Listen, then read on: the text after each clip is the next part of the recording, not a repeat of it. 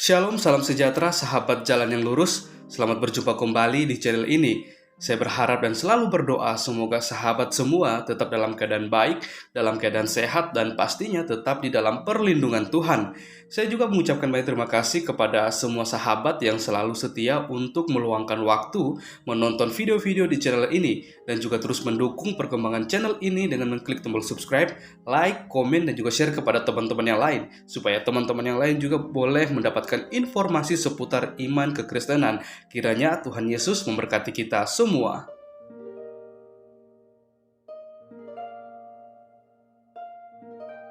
Puji nama Tuhan, sahabat yang diberkati dan dikasihi oleh Tuhan kita Yesus Kristus. Di kesempatan kali ini kita akan kembali lagi melihat serta menyimak suatu debat atau diskusi yang sangat menarik antara para apologet Kristen dan juga bersama dengan Ustadz Tsuma dan kawan-kawannya. Kita akan melihat bagaimana apologet Kristen akan melontarkan beberapa pertanyaan kepada Ustadz Tsuma dan kawan-kawannya mengenai iman kekristenan. Mengapa mengenai iman kekristenan? Karena Ustadz Tsuma bersama kawan-kawannya kerap kali selalu membahas tentang iman kekristenan.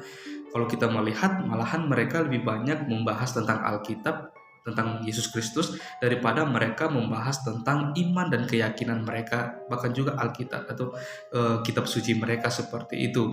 Maka dari itu kita akan melihat bagaimana keberlangsungan diskusi atau debat tersebut.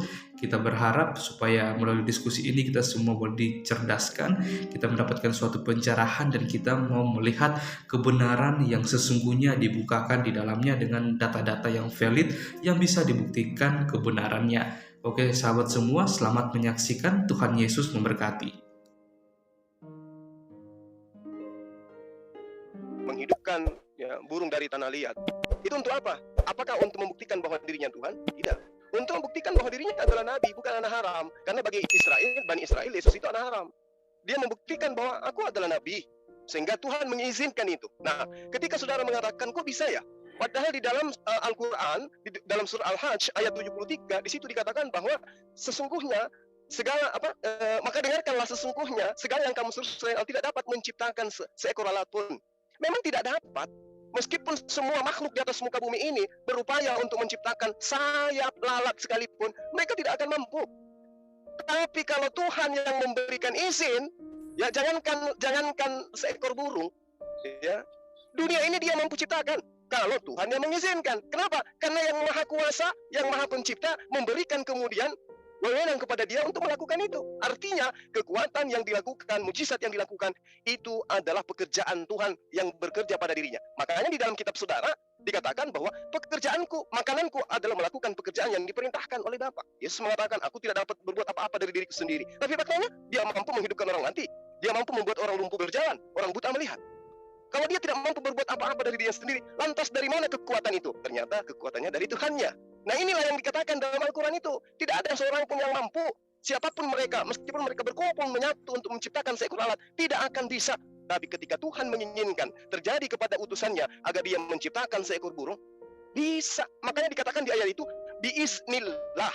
Nah, di awal tadi saya sudah mengatakan kepada saudara, Yesus bahkan kalau bisa saya katakan, Dia mampu menciptakan apapun yang diperintahkan oleh Tuhannya. Apakah kemudian Dia adalah Tuhan? Tidak. Yang Tuhan itu yang mengutusnya. Dia hanya utusan. Jadi kalau saudara mengatakan Dia adalah nabi, kemudian Dia juga Tuhan, coba dibalik. Apakah yang Anda sebut Bapak itu Dia nabi? Tidak. Bapak itu bukan nabi, Bapak itu bukan manusia. Tapi manusia Yesus bisa menjadi Bapak, bisa menjadi Tuhan, bisa menjadi ilah dan seterusnya. Menandakan bahwa teman-teman Kristen memang menduakan si Bapak dengan anak Maria yaitu Yesus.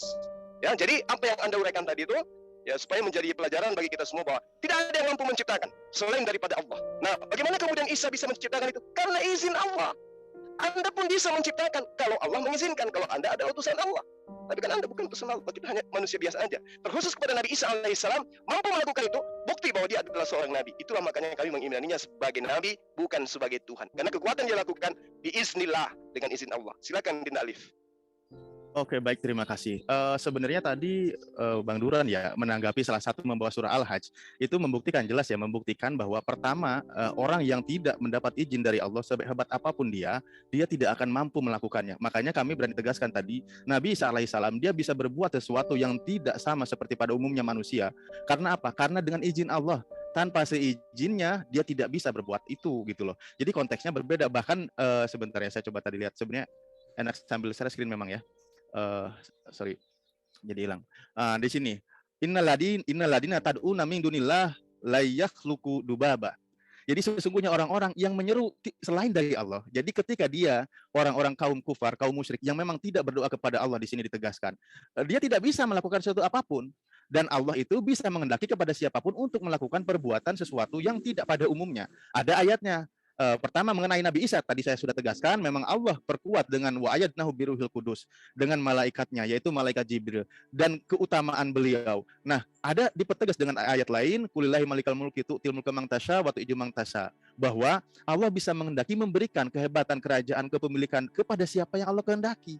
Nah, dalam kehebatan-kehebatan di Al-Quran dijelaskan itu tidak merubah posisi Nabi Isa alaihissalam sebagai manusia utusan pada umumnya. Makanya beliau ditegaskan di salah satu ayat Al-Quran bahwa yang namanya Rasul itu indikasinya adalah dia makan, dia minum. Seperti pada Rasul-Rasul lainnya itu ada di surah Al-Furqan ya. Dikatakan bahwa dan kami tidak mengutus Rasul-Rasul sebelummu, melainkan mereka sungguh memakan makanan dan berjalan di pasar-pasar. Mereka itu berjalan. Nah, kalau ada indikasi seseorang lapar atau dia berpuasa 40 hari habis itu lapar, dia itu manusia utusan, memang demikian. Atau dia pernah katanya mengobrak-abrik di suatu tempat gitu kan, dia manusia, memang berdakwah, demikian adanya. Nabi Musa alaihissalam aja dia berpuasa 40 hari 40 malam, dia tidak dinarasikan dia lapar. Tetapi ada nabi lain, Nabi Isa alaihissalam, saya nggak tahu ya, di kitab sebelumnya ada yang dikatakan bahwa dia setelah berpuasa 40 hari 40 malam dia lapar, lalu dicarikan makanan. Nah, itu indikasi dia seorang manusia biasa. Lebih hebat di Al-Quran narasinya. Ya, terima kasih, maaf kalau waktu habis. Terima kasih Pak Alif, waktu udah habis ya. Baik, silakan dari pihak Krisan menanggapi ya. 6 menit. Oke, Dan nanti akan ya. berikan pertanyaan lemparan ya. Oke. Kan saya udah bilang tadi, walaupun ada kata izinnya, tetapi Allah bilang tidak ada yang bisa menciptakan selain dia. Bahkan sekular, berarti kan premisnya seperti itu. Allah mengizinkan Isa yang katanya manusia itu menjadi seperti Allah dong, bisa menciptakan juga. Apakah tidak ada yang menyembah Isa? Oh, ada, siapa bilang? Surah At-Taubah ayat 31 tanpa tafsir, tanpa kata dalam kurung dikatakan apa? Allah dan Al-Masih. Mana bro? Allah dan Al-Masih. At-Taubah berapa Surah itu, bro? 9 ayat 31. Surah 9 ayat 31 tanpa kata dalam kurung, tanpa tafsir, itu jelas menyatakan menyembah Allah dan Al-Masih. Mereka menjadikan Anda mau orang-orang katakan alim Yahudi dan rai-rainya Nasrani sebagai Tuhan selain Allah, dan juga Al-Masih putra Maryam. Padahal mereka hanya disuruh menyembah Tuhan yang Maha Esa. Tidak ada Tuhan selain Dia. Maha suci Dia dari apa yang dipersekutukan. Echad, Esa itu adalah Echad. Esa itu bukan wahid. Esa itu adalah satu kesatuan. Ya, kalau wahid ya satu. Kan itu jelas. Tetapi karena tafsir dan kata dalam kurung akhirnya menjadi rancu. Bukankah seperti itu? Tadi Juma bilang hanya Bani Israel. Dia lupa. Yasin ayat 14 dikatakan Isa Al-Masih mengutus utusan ke negeri Antioquia. Itu ada tafsirnya. Baca tafsirnya. Saya menolak tafsir. Jadi silakan Anda juga menolak tafsir dong. Coba Pak Erban, surah Yasin, surah 36 ayat 14, lihat di tafsir Ibnu Katsir. 34? Nah, silakan Anda sumpah serapah sahabat Nabi Anda yang mengatakan bahwa Ayat berapa, bro? Ayat 14. Tafsir Ibnu Katsir. Antioquia itu negeri Antioquia, bukan negeri Israel. Antioquia itu beda sama Israel. Kami, yaitu ketika kami mengutus kepada mereka 2 orang utusan, lalu mereka menguduskannya. Maksudnya dengan spontan mereka mendustakan kedua rasul itu. Kemudian kami kuatkan dengan utusan yang ketiga, yakni kami perkuat keduanya dengan rasul yang ketiga. Ibnu Jurair menyebutkan maka ketiga utusan itu sesungguhnya yakni dari Tuhan kalian yang menciptakan kalian. Dia memerintahkan kepada kalian agar menyembah Dia semata, tiada sekutu baginya. Demikianlah menurut Abdul Aliyah. Tetapi Khatamdin menduga bahwa ketiganya adalah utusan Al-Masih alaihi wasallam kepada penduduk negeri Itakiyah. Siapa yang mengatakan itu Pak Erban? Kalau di sini siapa ini? Tetapi kata Ibnu Diamah menduga bahwa ketiganya adalah utusan-utusan Al-Masih kepada penduduk negeri Antioquia. Ya, silakan Anda sumpah serapah kepada Qatada, bukan kepada saya. Qatada yang mengatakan dia menduga bahwa utusan itu adalah utusan Al-Masih. Kemana? Ke negeri Antioquia, bukan ke Israel aja, gitu loh. Terus tentang apa ya tadi? Oke. Apakah manusia bisa melakukan pekerjaan seperti Allah? Oh, nggak bisa. Yohanes 5 ayat 19. Maka Yesus menjawab mereka, katanya, aku berkata kepadamu, sesungguhnya anak tidak dapat mengerjakan sesuatu dari dirinya sendiri, jikalau tidak ia melihat Bapa yang mengerjakannya. Sebab apa yang dikerjakan Bapak itu juga yang dikerjakan anak. Ada manusia yang bisa mengerjakan pekerjaan daripada Allah? Nggak bisa. Hanya Yesus yang bisa. Lanjut, Pak Herbert. Oke, jadi aku perlu mungkin baca dengan detail dan teliti sih. Mungkin cara membaca kita beda terhadap ayat ini, tetapi kalau saya baca ayat ini, saya tidak tahu ya, mungkin saya yang salah membaca atau bagaimana. Tapi di ayat ini jelas dikatakan, dan ingatlah yang memelihara kehormatannya, lalu kami tiupkan ke roh kami ke lagi seluruh amanahnya. Apakah Arab, Indonesia bukan alam? Baru dikatakan di sini juga terkemuka di dunia dan di akhirat. Apakah Indonesia bukan dunia? Apakah Eropa bukan dunia? Saya tidak mengerti juga kalau seperti itu. Pernyataannya bahwa Isa itu hanya untuk Bani Israel. Baru dikatakan juga bahwa Isa ini memang luar biasa di dalam Quran ya. Berkemampuan menahan diri dari hawa nafsu. Makanya nafsunya nggak benar. Jadi kalau ada juga kawan-kawan muslim mengatakan Isa nafsu sama keledai, sebenarnya menentang ini. Karena nggak mungkin baru sama perempuan apa, nggak boleh. Karena ayatnya sungguh luar biasa. Baru dikatakan Al-Masih sekali-kali tidak enggan menjadi hamba bagi Allah. Dan tidak pula malaikat-malaikat yang terdekat. Barang siapa enggan dari menyembahnya. Menyembah siapa ini? Menurut saya ini menyembah Al-Masih. Dan menyombongkan diri. Nanti Allah akan mengumpulkan mereka semua kepadanya. Jadi sebenarnya Isa juga disembah berdasarkan ayat ini ya. Kembali kepada pencerahan kita memahami. Baru tadi mengatakan orang Yahudi katanya Yesus itu anak haram ya. Ya menurut saya orang Yahudi yang mana dulu, karena orang Kristen yang menulis Alkitab semua orang-orang Yahudi juga tidak pernah mengatakan Yesus anak haram. Dan menurut saya orang yang tak berdosa itu tidak layak disebut anak haram. Orang yang sudah di surga itu tidak layak disebut lagi anak haram. Orang yang sudah mengalahkan iblis itu tidak layak disebut anak haram. Itu aja lah. Oke, waktu habis berarti masing-masing sudah 2 kali ya. Jadi punya kesempatan masing-masing 2 kali lagi untuk sesi 6 menit ini. Silakan moderator. Ya, terima kasih. Ini masih ada 4 Cek, kali cek. lagi. Iya, kedengaran. Ya, halo. Halo Pak Kaisar, masih monitor? 4 kali lagi. 4 kali Lanjut lagi. 4 kali lagi ya. 4 kali 6. Nikolai bisa timernya? Soalnya Kuma udah nggak bisa. Timer tolong dibantu. Ya, Nikolai. Yang bisa tampilkan di kalau bisa yang di profile mungkin dari Laptop saya lagi dipakai. MDM mungkin bisa bantu. Ya, Kalau memang ini kan tapi di profile bukan di share screen. ya, laptop saya lagi dipakai jadi nggak bisa. Halo Pak Nikolai, monitor. Oke, bentar. Iklan dulu aja, Joanna. Baik, Oh iya betul. sebelum memulai untuk 4 kali lagi, teman-teman, saya di sini menyampaikan aja channel yang live pada malam hari ini dari kekristenan itu adalah Family in Christ Official, ada Urban Channel, ada Buah Sulung Channel, ada Rion. Kemudian channel dari Muslim itu ada Debat Hebat, Debat Panas, Mari Berhijrah Official, Pengamat Debat, TMC atau Tristan Muslim Channel, Media Dakwah Muslim Channel, Zulkifli M. Abbas Official, Osi Channel, dan Ucup Bebas. Oke teman-teman, Al-Alif Channel. Al-Alif Channel. Oh ya, Al-Alif Channel. Terlupakan. Baik, Lupa ya. Alif Channel teman-teman. Oke, disclaimer dulu untuk sebelum memulainya. Jadi ini tidak ada head opinion, tidak ada ad hominem, tidak langsung mengambil kesimpulan dan tidak framing, serta tidak serang personal ya. Oke, ini 4 kali lagi dengan waktu 6 menit ya Pak. Oke. Boleh. Baik, terima kasih. Sekarang waktunya musim 6 menit. Silahkan Pak Zuma dan Pak Alif. Silakan Pak dari Zuma, muslim langsung digas. Biar tidak ngantuk tengah malam ini. Iya, Silakan Guru Zuma. Najuma. Mana? Kak Zuma, tolong raise hand. Sudah saya buka mic-nya. Silakan. Anda. Sinyal ya, beberapa tempat memang sinyalnya lagi bermasalah kayaknya.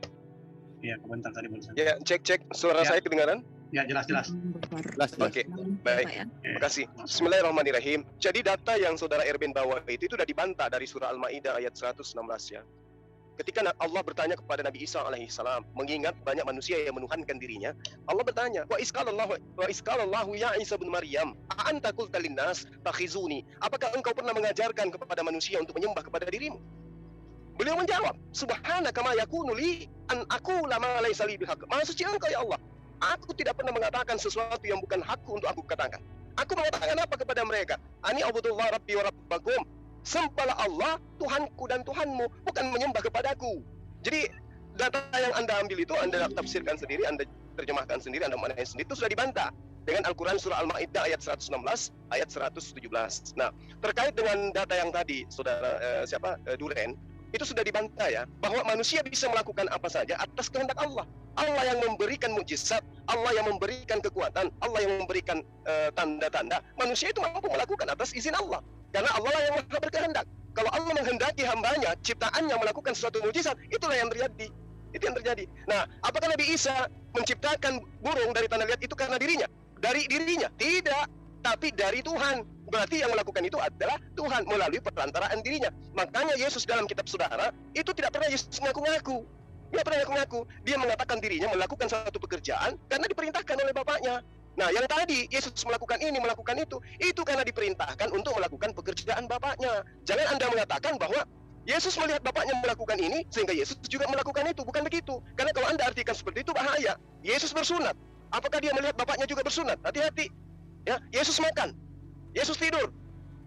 Yesus ketakutan. Apakah kemudian dia lakukan itu karena melihat Bapaknya ketakutan? Tidak. Jadi yang dimaksud Yesus itu adalah baca di dalam Kisah Para Rasul 2 nomor 22 bahwa Yesus adalah orang yang ditentukan untuk Israel melakukan suatu kekuatan, tanda-tanda, mujizat, dan dia hanyalah perantara. Dia alat yang digunakan oleh Allah untuk memperlihatkan kekuasaan Allah kepada Bani Israel. Nah, terkait dengan surah Yasin, saudara ingin mengatakan Paulus diutus atau apapun itu, justru kalau Anda menggunakan tafsir itu menandakan bahwa di Islam ternyata Paulus itu adalah orang baik-baik. Dia adalah utusan daripada Nabi Isa. Ternyata dia manusia baik di dalam Islam. Tapi di kitab Anda, dia adalah penipu, dia adalah pendusta, dia adalah orang yang licik, dia adalah pembunuh. Coba telah lebih dalam lagi. Ternyata Paulus di Islam itu menurut Anda adalah orang baik, utusan seorang nabi. Berarti dia duta, apostolos dari seorang nabi. Di kitab Anda justru tidak. Dia pembunuh, dia pendusta, dia dikatakan sebagai licik, dan seterusnya. Ya, saya kira begitu. Silakan Adinda. Oke, baik, terima kasih. Saya share screen aja lah ya, biar enak, karena tadi kan bawa-bawa Al-Quran. Boleh ya? Aduh, di stop dulu boleh waktunya? Di pause dulu, mau share screen. Sekiranya bisa, saya belum bisa share screen waktu terus berjalan. Timer dan dicabut dulu share screen-nya. Halo, timer. Kayak timer jadi. Ini mau share screen Ustadz Alif yang berbicara apa yang satu lagi? Raisen. Udah kokos tuh, lihat tuh. Oke, siap. Bisa, baik. Tadi sudah ditegaskan, lalu gini ya, saya coba pertegas lagi. Saya sebenarnya berterima kasih kawan-kawan mempelajari Al-Quran, karena di sini jelas dikatakan mengenai bahwa yang diterjemah di sini mereka menjadikan para rabi, Yahudi dan para rahib Nasrani sebagai Tuhan selain Allah, serta Nasrani mempertuhankan Al-Masih putra Maryam. Padahal mereka,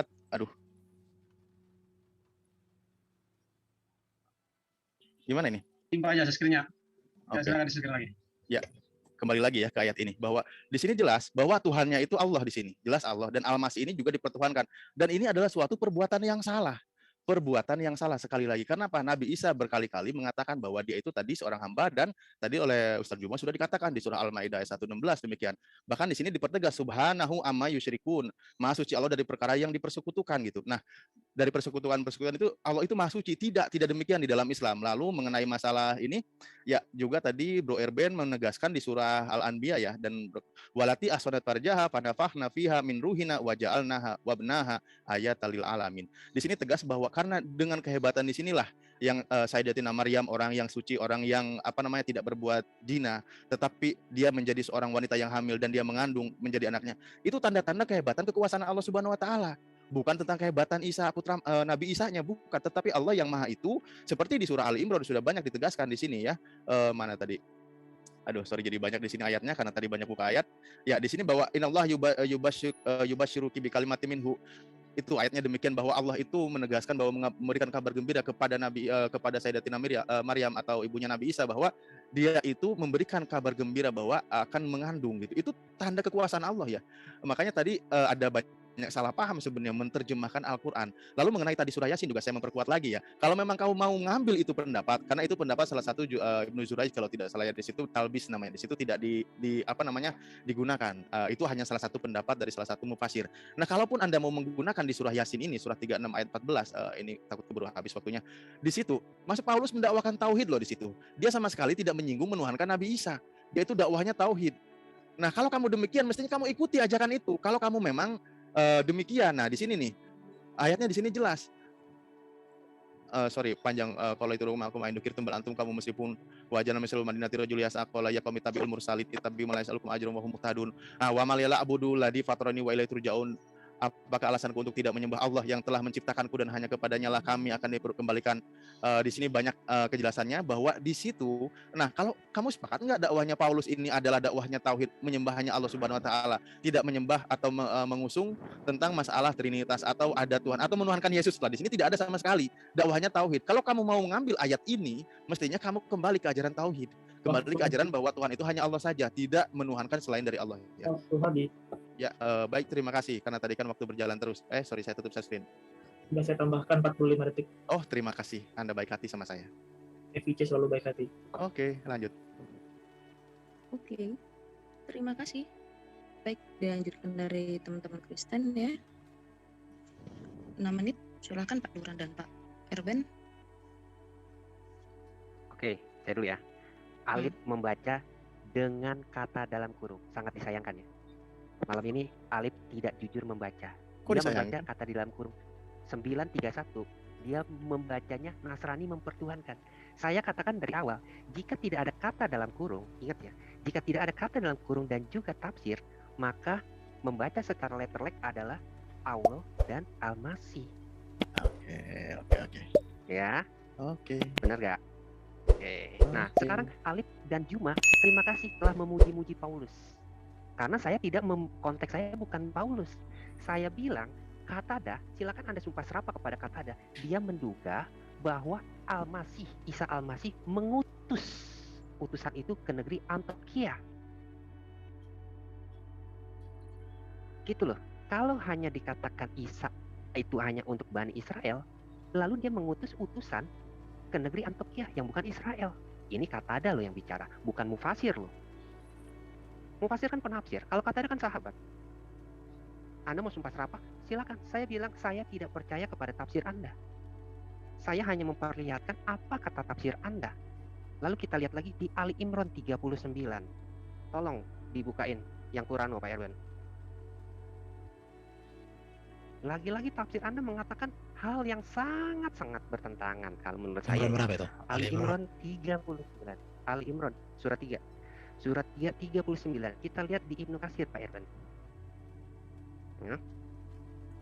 Saya memperlihatkan kepada Anda data iman Anda, bukan data yang saya bikin-bikin sendiri. Gitu loh. Oke, Al-Imran ayat 39. Iya, ini udah. 39. Lihat tafsir Ibnu Katsir, Pak Erban. Udah. Ya. Tolong kebawain ya, firman Allah yang membenarkan kalimat dari Allah. Kan itu bacaan firman Allah SWT yang membenarkan kalimat dari Allah. Ya. Dikatakan di sini apa? Ar-Rabi Ibnu Anas mengatakan bahwa Yahya adalah orang yang mula-mula percaya kepada Isa Ibnu Maryam. Katada mengatakan yang maksud ialah berada pada sunnah dan tuntunannya, ya, bersujud. Di sini dikatakan bersujud kepada Isa pada saat dia masih di dalam kandungan. Nah, kok bisa Yahya yang di dalam kandungan bersujud kepada Isa? Siapa ini Isa ini kalau cuma manusia biasa? Kok bisa dia bersujud? Padahal dia masih dalam kandungan, si Yahya. Tafsir Anda yang mengatakan, tafsir Ibnu Katsir. Kok bisa gitu loh? Bingung saya. Lanjut Pak Erben. Oke, jadi sebenarnya teman-teman ini kan justru sebenarnya Isa itu sosok yang sangat luar biasa ya di dalam Quran itu. Terkemuka di bumi di surga, tidak berdosa, menguasai hawa nafsunya, bahkan dikatakan rahmat bagi semesta alam. Di situ ya baru beruduran tadi katakan bahwa Yahya di dalam rahim bersujud kepada Isa. Sesuatu hal yang sangat luar biasa. Apakah ada perlakuan daripada Allah kepada Muhammad seperti itu? Kepada Muhammad, itu menjadi pertanyaan saya. Karena saya tidak menemukan. Baru tadi kalau Paulus dikatakan ada penipu, pendusta, pembunuh, tetapi dalam Quran baik-baik saja. Saya mengatakan bahwa ini semua masa lalu Paulus ya, membunuh. Kalau penipu, Paulus dituduh orang penipu. Akhirnya dibilang, ya nggak apa-apa lah. Kalau kau tuduh aku penipu, tapi banyak menangkan jiwa. Itu sebenarnya latar belakang, tapi karena nggak mengerti. Tetapi yang saya lihat gini ya, banyak orang tidak bisa membedakan arti kata Tuhan dalam konteks Kristen. Tadi di awal saya sudah jelaskan bahwa kata Tuhan itu adalah gelar kepenguasaan. Maka ketika kami mengatakan Tuhan Yesus, artinya Yesus penguasa. Bagaimana kepenguasaan Yesus? Dia berkuasa di bumi di surga. Dia berkuasa mengampuni dosa. Makanya dikatakan Daniel pasal 7 ayat 13 itu kan dia Mesias. Bahwa Mesias itu bukan manusia biasa seperti kita, tapi manusia yang memiliki sosok ilahi juga. Itulah makanya dia disembah. Saya udah pernah juga jelaskan sama Muslim bahwa dalam konteks Yahudi yang disembah itu raja juga disembah. Makanya Salomo disembah, Daud juga disembah. Tetapi di sisi lain mereka menyembah juga kepada Bapa Yahweh. Artinya menyembah itu tidak seperti yang dipahami teman-teman Muslim. Menyembah di situ tidak berarti sesuatu yang disembah itu langsung Allah, tidak. Harus dilihat dulu arah dari penyembahan itu. Baru tadi ada juga Bro Juma mengatakan bahwa Yesus itu adalah Bapa. Yang mengatakan Yesus itu Bapa kami nyatakan itu bidat. Itu ajaran daripada ajaran bidat. Tidak pernah ada pernyataan kami mengatakan Yesus itu Bapa. Tetapi Yesus itu adalah firman-Nya Bapa yang hadir dalam rupa manusia untuk menyatakan kebenaran, menjadi teladan. Jadi kalau dikatakan juga bahwa Yesus melakukan semuanya itu atas kehendak Bapa, iya. Termasuk ketika Yesus mengatakan aku jalan kebenaran dan hidup, itu semua kehendak Bapa. Ketika Yesus mengatakan aku kebangkitan dan hidup, itu semua kebenarannya Bapa itu. Aku datang dari Bapa dan kembali kepada Bapa. Itu semua kebenaran. Dan itu kami terima bulat-bulat tentang hal itu. Makanya kami sangat-sangat bersyukur boleh mengenal Yesus ini. Tidak ada keraguan. Tapi kalau teman-teman Muslim saya lihat justru Isa Al-Masih yang lebih mulia di dalam Quran, itu menurut saya dari hasil penjelasan tadi, justru kalian seringkali hina. Seperti tadi lah dikatakan bahwa Yesus yang dianggap Isa itu anak haram. Sesungguhnya ketika Anda mengatakan itu berarti Anda sedang menyerang akidah Anda. Karena dikatakan Isa itu menahan hawa nafsu loh tadi. Jadi sesuatu hal yang luar biasa rupanya tentang Isa. Walaupun Isa di dalam Quran adalah cuilan dari Yesus di dalam Alkitab kalau menurut saya. Jadi tidak utuh, itu aja. Terima kasih. Ya, baik, silakan 6 menit lagi kemudian dari Tia Isam untuk menanggapi. Ya baik. Silakan makasih. Guru. Saya bagian counter aja. Ya, Bismillahirrahmanirrahim. Jadi saudara kita Kristen berdua ya, keberadaan Al-Quran itu datang justru untuk mengangkat derajat Nabi Isa alaihissalam yang kalian rendahkan serendah-rendahnya.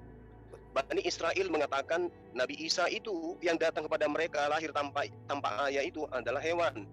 Dikatakan direbus di neraka, di dalam tinjak mendidih. Dikatakan dia anak haram.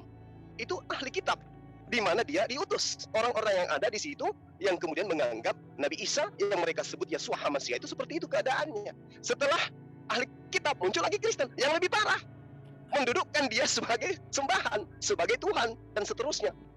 Ini kemudian Al-Quran datang meluruskan itu, bahwa dia hanya manusia, derajatnya tinggi, dia terkemuka di dunia dan di akhirat, tapi dia tidak menyamai Tuhannya, justru mempraktekkan untuk menyembah kepada Tuhannya. Setinggi apapun derajat Nabi Isa alaihissalam di dalam Al-Quran, dia tidak bisa menjadi Tuhan. Kenapa? Dia manusia, sementara Tuhan bukan manusia. Yang keliru kemudian yang mendudukkan Yesus dengan berbagai macam julukan, tapi faktanya kemudian pada endingnya dia menuhankan, menyembah, beribadah kepada Yesus.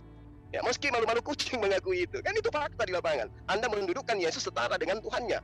Inilah yang dinobatkan oleh Al-Quran. Kalau tadi ada yang bawa tafsir, dia membawa surah Ali Imran, kemudian tafsir itu bukan firman Tuhan.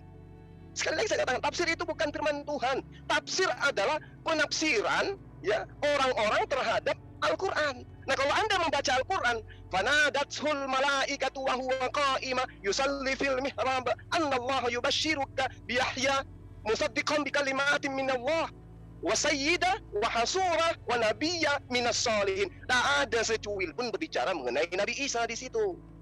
Ya, entah dari mana Anda mengambil tafsir kayak begitu. Ya, ada Nabi Isa di sini. Ini bercerita tentang Nabi Yahya alaihissalam, dan justru dikatakan di situ seorang nabi di antara orang-orang yang soleh. Jadi sehebat apapun argumen kalian ingin mendudukkan manusia bernama Nabi Isa alaihissalam, makin nampak bahwa kalian ingin menuhankan manusia di samping Dia yang telah menciptakan manusia. Itu yang kita lihat malam ini.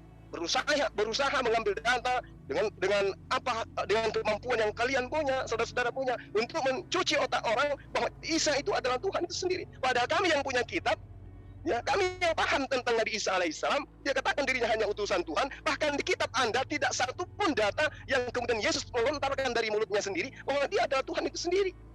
Tapi kenapa kemudian gagah-gagahan ngambil Quran sementara di kitab kalian tidak ada bahwa Yesus itu adalah Tuhan? Ya, begitu teman-teman. Silakan Dinda. Oke, terima kasih Gurunda. Saya lanjut aja pakai share screen lagi biar lebih afdol ya. Ya, mengenai masalah tadi saya menggunakan dalam kurung kata beroduran. Dalam kurung itu dipergunakan untuk Anda yang tidak paham originalnya. Makanya kami ini Kemenag membantu orang yang paham hanya terjemah, akhirnya dibantu dengan dalam kurung. Itu tujuannya. Di sini jelas ayatnya waqalatil yahudu Uzair ibnullah waqalatil nasara al-masih ibnullah. Nah, dalika qaulum bi afwahihim yudahiun. Nah, al ayat sadaqal adim ya. Saya berhemat waktu. Makanya mereka di sini diperjelas lagi. Mereka menjadikan. Nah, kata waw di sini wal masih ini otak mengandung makna dari mereka juga menjadikan Al-Masih Ibnu Maryam itu Tuhan selain Allah. Makanya dikatakan kafir. Oke, kamu tetap kekeh bahwa di sini ada ketuhanan. Makanya memang kalau dalam hal posisi menuhankan Nabi Isa sepertinya dari kitab sebelah lebih kuat di Al-Qur'an, tetapi mereka tidak ada ayat seperti di Al-Maidah ayat 72 Bismillahirrahmanirrahim laqad kafara alladziina qalu innallaha huwal masih ibnu Maryam, dan diperkuat di ayat 73 laqad kafara alladziina qalu innallaha salisu salasa. Pertama, ketika dikatakan Nabi Isa putra Maryam itu dikatakan kafir, ketika dikatakan juga tiga dari yang tiga atau tritarian atau taritarian ini juga kafir. Wa ma min ilahin illahu wahid. Dan di sini dipertegas ayatnya, dipertegas lagi dengan dakwahnya Nabi Isa. Oh, di sini langsung ya. Wa qala al-Masih ya bani Israil, ubudullaha rabbi wa rabbukum. Nabi Isa itu dakwahnya begini. Ini perlu dipertegas ya. Coba ini jelas kalimatnya. Isa al-Masih berkata, ya bani Israil, hai bani Israil, sembahlah Allah. Ubudullaha, sembahlah Allah Tuhanku dan Tuhanmu. Mestinya kalau kamu tadi banyak mengais tentang bagaimana kehebatan Nabi Isa, makanya kami mengakui kehebatannya. Bahkan seperti wa yukallimuna nasa bil mahdi wa kahla, beliau bisa berkomunikasi berbicara dengan manusia di waktu dia dalam ayunan. Itu hebat. Di kitab ada nggak ada, dan ada kitab-kitab yang lain seperti menciptakan burung dan lain sebagainya. Itu hebat. Kenapa? Di ayat kami, di surah kami dipertegas. Pertama, Nabi Isa dakwahnya demikian dan memang dia diciptakan. Ada di surah Ali Imran. Mana ya suratnya? Bahwa inna masalah Isa indallah di sini nih. Kama sali Adam. Coba kamu pakai ayat ini, biar kamu tuh ini nih ya. Biar kamu tuh bisa paham. Khalaqahu min turab tsumma qala lahu kun fayakun. Ini pakai dong ini, bahwa memang hebat Nabi Isa itu hebat. Memang, tapi kenapa ada sang maha hebat di balik semua itu? Makanya tadi juga dikatakan Nabi Isa oleh Allah langsung ajarkan wa yu'allimuhumul kitab. Allah ajarkan di surah ini juga ya. Allah mengajarkan Nabi Isa langsung menulis bagaimana memahami kitab Injil Taurat langsung tanpa belajar lagi, tanpa sekolah, langsung diberi kehebatan. Tetapi dia posisi sebagai utusan. Oke, baik, terima kasih. Oke, terima kasih. Baik, dari kekristenan 6 menit. Dimulai Pak Edben. Saya. Halo. Atau Pak Duran, silakan. Halo, kedengeran nggak? Kedengeran ya. Oke. Tadi dikatakan katanya itu kata-kata dari Kemenag untuk memperjelas. Memperjelas apa, Alif? Tidak ada kata Nasrani kok di dalam ayat itu. Wa itu kan kata dan itu untuk apa gunanya? Dia kan untuk penghubung. Penghubung kemana? Masa Anda mau loncatin ke ayat yang sebelumnya? Begitu loh, Alif. Belajar tata bahasa yang benar. Jangan cuma bisanya, untuk memperjelasnya, wah itu nyantolnya di ayat, nggak masuk di dalam tata bahasanya, Alif. Nah, terus saya mau katakan tidak ada ciptakan burung, nggak ada memang di Alkitab kami. Itu adanya di mana? Di kitab Injil yang telah kami tolak, Injil palsu, Gnostik yang telah kami tolak. Itu ada Yesus menciptakan burung di masa kecil. Jadi kita bingung. Udah jelas-jelas Injil palsu yang kita tolak kok bisa nongol di Quran. Gitu loh, bingung saya. Udah jelas-jelas kita menyatakan Injil itu Injil Thomas, Injil palsu. Kok bisa ada nih di dalam Quran? Alkitab itu sudah ada di abad 1. Kami sudah ada istilahnya, kalau Anda bilang, wah konsili untuk menetapkan Alkitab. Ya jelas, konsili itu di abad ketiga. Itu sudah ditolak, dinyatakan palsu, Injil palsu. Kok bisa nongol di Al-Quran? Isa menciptakan burung dari tanah liat. Itu Injil palsu loh. Kenapa suka yang palsu-palsu gitu loh? Bingung saya. Oh iya, tadi si Juma bilang, si Julkipi bilang, itu tafsir hanya ini. Loh, ini yang ngomong Ibnu Jurayj. Ibnu Jurayj berkata dari siapa? Dari Ibnu Abbas. Yang mencatat siapa? Yang menukil siapa? Yang menukil itu adalah Ibnu Katsir. Ibnu Katsir. Sumpah serapa dong kepada mereka bertiga. Berani? Nggak berani. Sujud. Sejak di dalam kandungan, Yahya sudah bersujud. Lanjut Pak Erben. Oke ya, jadi kata menyembah, karena kami kan umat yang memang berakar dari ajaran Yahudi, maka sebenarnya kalau orang mengerti konteks dari Yahudi, maka sebenarnya mengerti kok apa yang kami maksud dengan menyembah. Jadi dalam ajaran Yahudi, raja juga disembah, itu tidak musyrik, tetapi posisinya disembah sebagai raja. Ini dia, Allah disembah, Tuhan Yahweh sebagai Tuhan, iya. Bukan dua sesembahan. Sorry, sebentar Pak Irban. Iya. Pak Irban, sorry sebentar. Iya, langsung. Saya tunggu data dari Zulkifli yang menyatakan, bahwa Yesus itu anak haram dan direbus di dalam tinja. Saya tunggu datanya. Itu data dari mana? Dari Kristen kah atau dari Yahudi Rabini? Saya tunggu datanya. Jangan asal jawab-jawab. Kita dari tadi selalu main data, ya. Saya tunggu datanya dari Zulkifli. Silakan kasih linknya kepada kita. Ini jadi artinya karena kalau orang tidak mengerti memang konteks Yahudi penyembahan itu, maka selamanya nggak nyambung. Tapi karena kita mengerti, maka kita bisa menjelaskan. Yang berikut katanya orang Kristen yang menjadikan Yesus Tuhan. Tapi ini khotbah Petrus loh ya. Lihat ini khotbah Petrus ayat 36.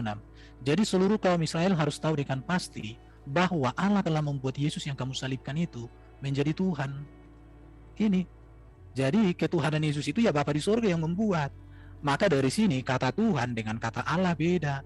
Karena apa? Karena Allah itu Theos, sedangkan Tuhan itu Kurios, bahasa Inggrisnya ini God, ini Lord. Tadi kan saya sudah jelaskan. Tapi kalau artinya gini, kalau membangun argumen di luar dari penjelasan, artinya itu sudah bukan, ya itulah itu. Jadi kembali lagi tadi Juma mengatakan Yesus direbus di tinja. Saya pikir kalau Juma mengutip ayat itu artinya kamu menolak Quranmu yang kau sepakati bahwa Yesus adalah Isa. Seharusnya kamu harus menolak itu juga. Jadi menurut saya sikap seperti itu mempermalukan diri sendiri. Jadi saya mau tegaskan sama kawan-kawan semua, ketuhanan Yesus itu berbicara kemesiasannya. Makanya dikatakan di dalam Daniel, ya saya bacakan ini, Daniel pasal 7, ya ini ya, Daniel pasal 7 ayat 13. Ya, kita coba sedikit ini supaya mengerti sedikit tentang konsep Mesias. Jadi Mesias itu bukan hanya pengusap, tetapi Mesias itu adalah sosok yang ilahi. Ayat 13 itu ya, dikatakan begini, aku telah melihat dalam penglihatan malam itu tampak datang dengan awan-awan dari langit seorang seperti anak manusia.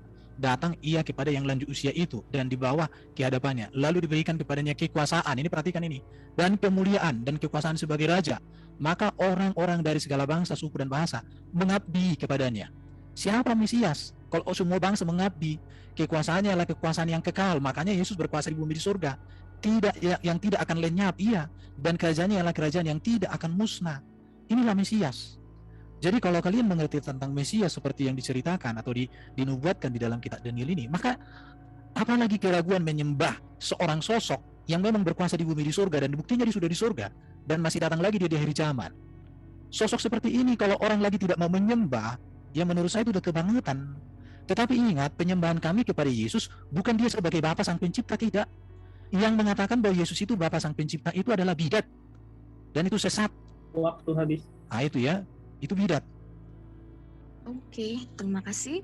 6 menitnya sudah dilakukan sangat baik. Sebelum kita masuk ke ranah berikutnya teman-teman, saya mengumumkan lagi beberapa channel yang live pada malam hari ini ya. Dari Kekristenan itu ada Family in Christ Official, Urban Channel, Buah Sulung Channel. Dari teman-teman Muslim itu ada Debat Hebat, Debat Panas, Mari Beri Hijrah Official, Pengamat Debat, TMC atau Tulisan Muslim Channel, Media Dakwah Muslim Channel, Zulkifli M. Abbas Official, OSI Channel, Ucok Tebas, dan Al-Alif Channel. Oke, sesi berikutnya adalah TikTok selama 20 menit. Itu akan dilangsungkan 2 kali, tetapi 20 menit ini kita habiskan dulu pertama, nanti kemudian yang 20 menit kemudian. Berikutnya ya. Masing-masing diberikan 2 kali kesempatan, jadi 4 kali. Oke. Ya. Sebelum memulai, saya disclaimer lagi ya. Saya disclaimer ulang. Tidak ada head opinion, tidak ada ad hominem, tidak langsung mengambil kesimpulan dan tidak framing, serta tidak serang personal. Lisan dijaga, cara berstatement pun juga harus dijaga. Oke, 20 menit dimulai dari Isam untuk bertanya kepada kekristenan. Dipersilakan oleh Pak Alif dan Pak Zuma. Bentar. Ini battle atau TikTok? Ya, battle TikTok. Jadi ketika bertanya mereka udah langsung menyanggah dari teman-teman Kristen. Oke, waktu saya jalankan terus ya. Ya, 20 menit. Jadi nggak ada stop-stop waktu, biarin saja. Oke, silakan langsung dimulai. Ya, silakan Kita Pak Zuma. buka aja mic-nya semua berempat. Ayo bro, siapa yang dulu bertanya? Bro Juma silakan. Mainkan serangannya. Baik. Oke, Saudara Erben dan Saudara Duren. Kalau Anda mengatakan bahwa Yesus itu adalah Tuhan, dengan sudut pandang yang Anda urai tadi, dia adalah manusia yang kemudian dinobatkan padanya adanya mujizat-mujizat. Saya ingin tanya kepada saudara berdua, Maria itu adalah manusia, melahirkan seorang manusia, tolong sampaikan kepada saya malam ini, sisi kemanusiaan Yesus sekarang itu di mana? Silakan. Oke, kemanusiaan Yesus itu ketika dia sudah mati, dikuburkan, dia sudah bangkit. Jadi dia sudah mengenakan tubuh kemuliaan. Maka pertanyaan Bro Juma itu adalah pertanyaan yang tidak memahami sejarah Yesus secara utuh. Kalau Yesus itu mati, tidak bangkit, maka pertanyaanmu tepat. Tetapi karena dia bangkit, bahkan dalam catatan sejarah yang ditemukan hanya kain kafan, itulah maksud kemuliaan dan sisi kebesaran Yesus. kemanusiaannya kemana? Kemanusiaannya sudah berakhir. Berarti si anak Maria hilang. Loh, dia naik ke surga. Oh, berarti yang naik ke surga anak Maria. Jadi ya tetap dia sebagai, kalau kamu mau lihat dia sebagai anak Maria tidak masalah. Tetapi kami melihat itu sebagai anak Allah. Kenapa? Karena Maria, Anak Allah atau anak Maria? Yang benar anak Allah atau anak Maria? dengarkan ya, karena Maria pun mengandung Yesus itu bukan dari benihnya. Makanya kalau melihat dari kemanusiaan, maka Yesus itu anak Maria. Tetapi Tapi melihat dari gini, Tuhan bentar. sendiri yang mengatakan anakmu. Engkau akan Iya, melahirkan anakmu. Beri dia Iya. Yesus Kristus. Nah sekarang bukan. Engkau dia akan sebagai melahirkan, bukan. Engkau akan melahirkan seorang anak, dan engkau anak apa? akan Anak Tuhan atau anak manusia? anak manusia dan anak Tuhan dia. Oke. Nah sekarang sisi anak manusianya kemana? Loh, anak manusianya kan udah mati kemanusiaan itu. Nah terus yang naik ke atas surga? Kan udah dimuliakan. Nah, enggak, anak Marianya mana? Loh, sudah dimuliakan dia, apa lagi Berarti masalahnya? anak manusia dimuliakan menjadi Iya, Tuhan. bukan anak manusia itu. Yesus tetap di sorga juga sebagai anak manusia, sebagai anak Allah dia juga. Jadi gini, bentar. berarti sembahan Anda manusia juga. Loh, Gini. Ya, Iya. kejadian Ayo, tiga, ayo, tolong, Pak Irban. Ayo, yang kuat argumennya, yang kuat. 15. Ya. Ya. Kejadian Hmm. 15. Bukan Iya. Pak Irban. Kalau Iya, sama iya. Zulkifli memang kita harus Kok buka larinya data. ke agak kitabnya Jangan orang asal gimana main, sih? ya. Loh, Ini Loh, orang tanya Yesus, anak Maria. Loh, Kok larinya ke kejadian? Apa hubungannya? Sabar. Apa hubungannya kitab kejadian dengan anak Maria? 15. Coba. Oke. Anak Maria Nah, ini itu lihat di Lukas 1, Matius 1 gitu loh, Bang. Kita kasih pelajaran ke Zulkifli Kitabnya yang ada orang, di kamu Alkitab, diketawain sama Yahudi, kok bawa Yesus ke kejadian 3 gimana sih? Nah, jadi gini. Kalau Kalau mau bicara mengenai Yesus, bentar. baca Lukas 1, Matius 1, Bentar. dan kejadian gitu. Bentar. Gini cuma. Oke. Tolong Ah. tunjukkan Kristen yang Tritunggal sejak semula tidak memakai kitab kejadian. Kau Ya tunjukkan itu dulu. dia makanya Enggak. saya kata Kau sebelum ngerocos kau tunjukkan dulu. Mana ada orang Tritunggal? santai. Bukan. Karena gini, santai. Kau punya pertanyaan itu berasal dari kebodohan. Jadi Lu kalau beri- ya iyalah. Iya, itu Sabar, pertanyaan dari Ben. kebodohan. sabar, santai, relax. Itu kan Yul. gini. Nah, ini harus mulai keluar bahasa-bahasa yang tidak Bukan. bagus. Harus Mengerti. di Santai, Sebentar. jangan Moderator, santai, hey, relax, penunggang santai kuda aja. gini ya.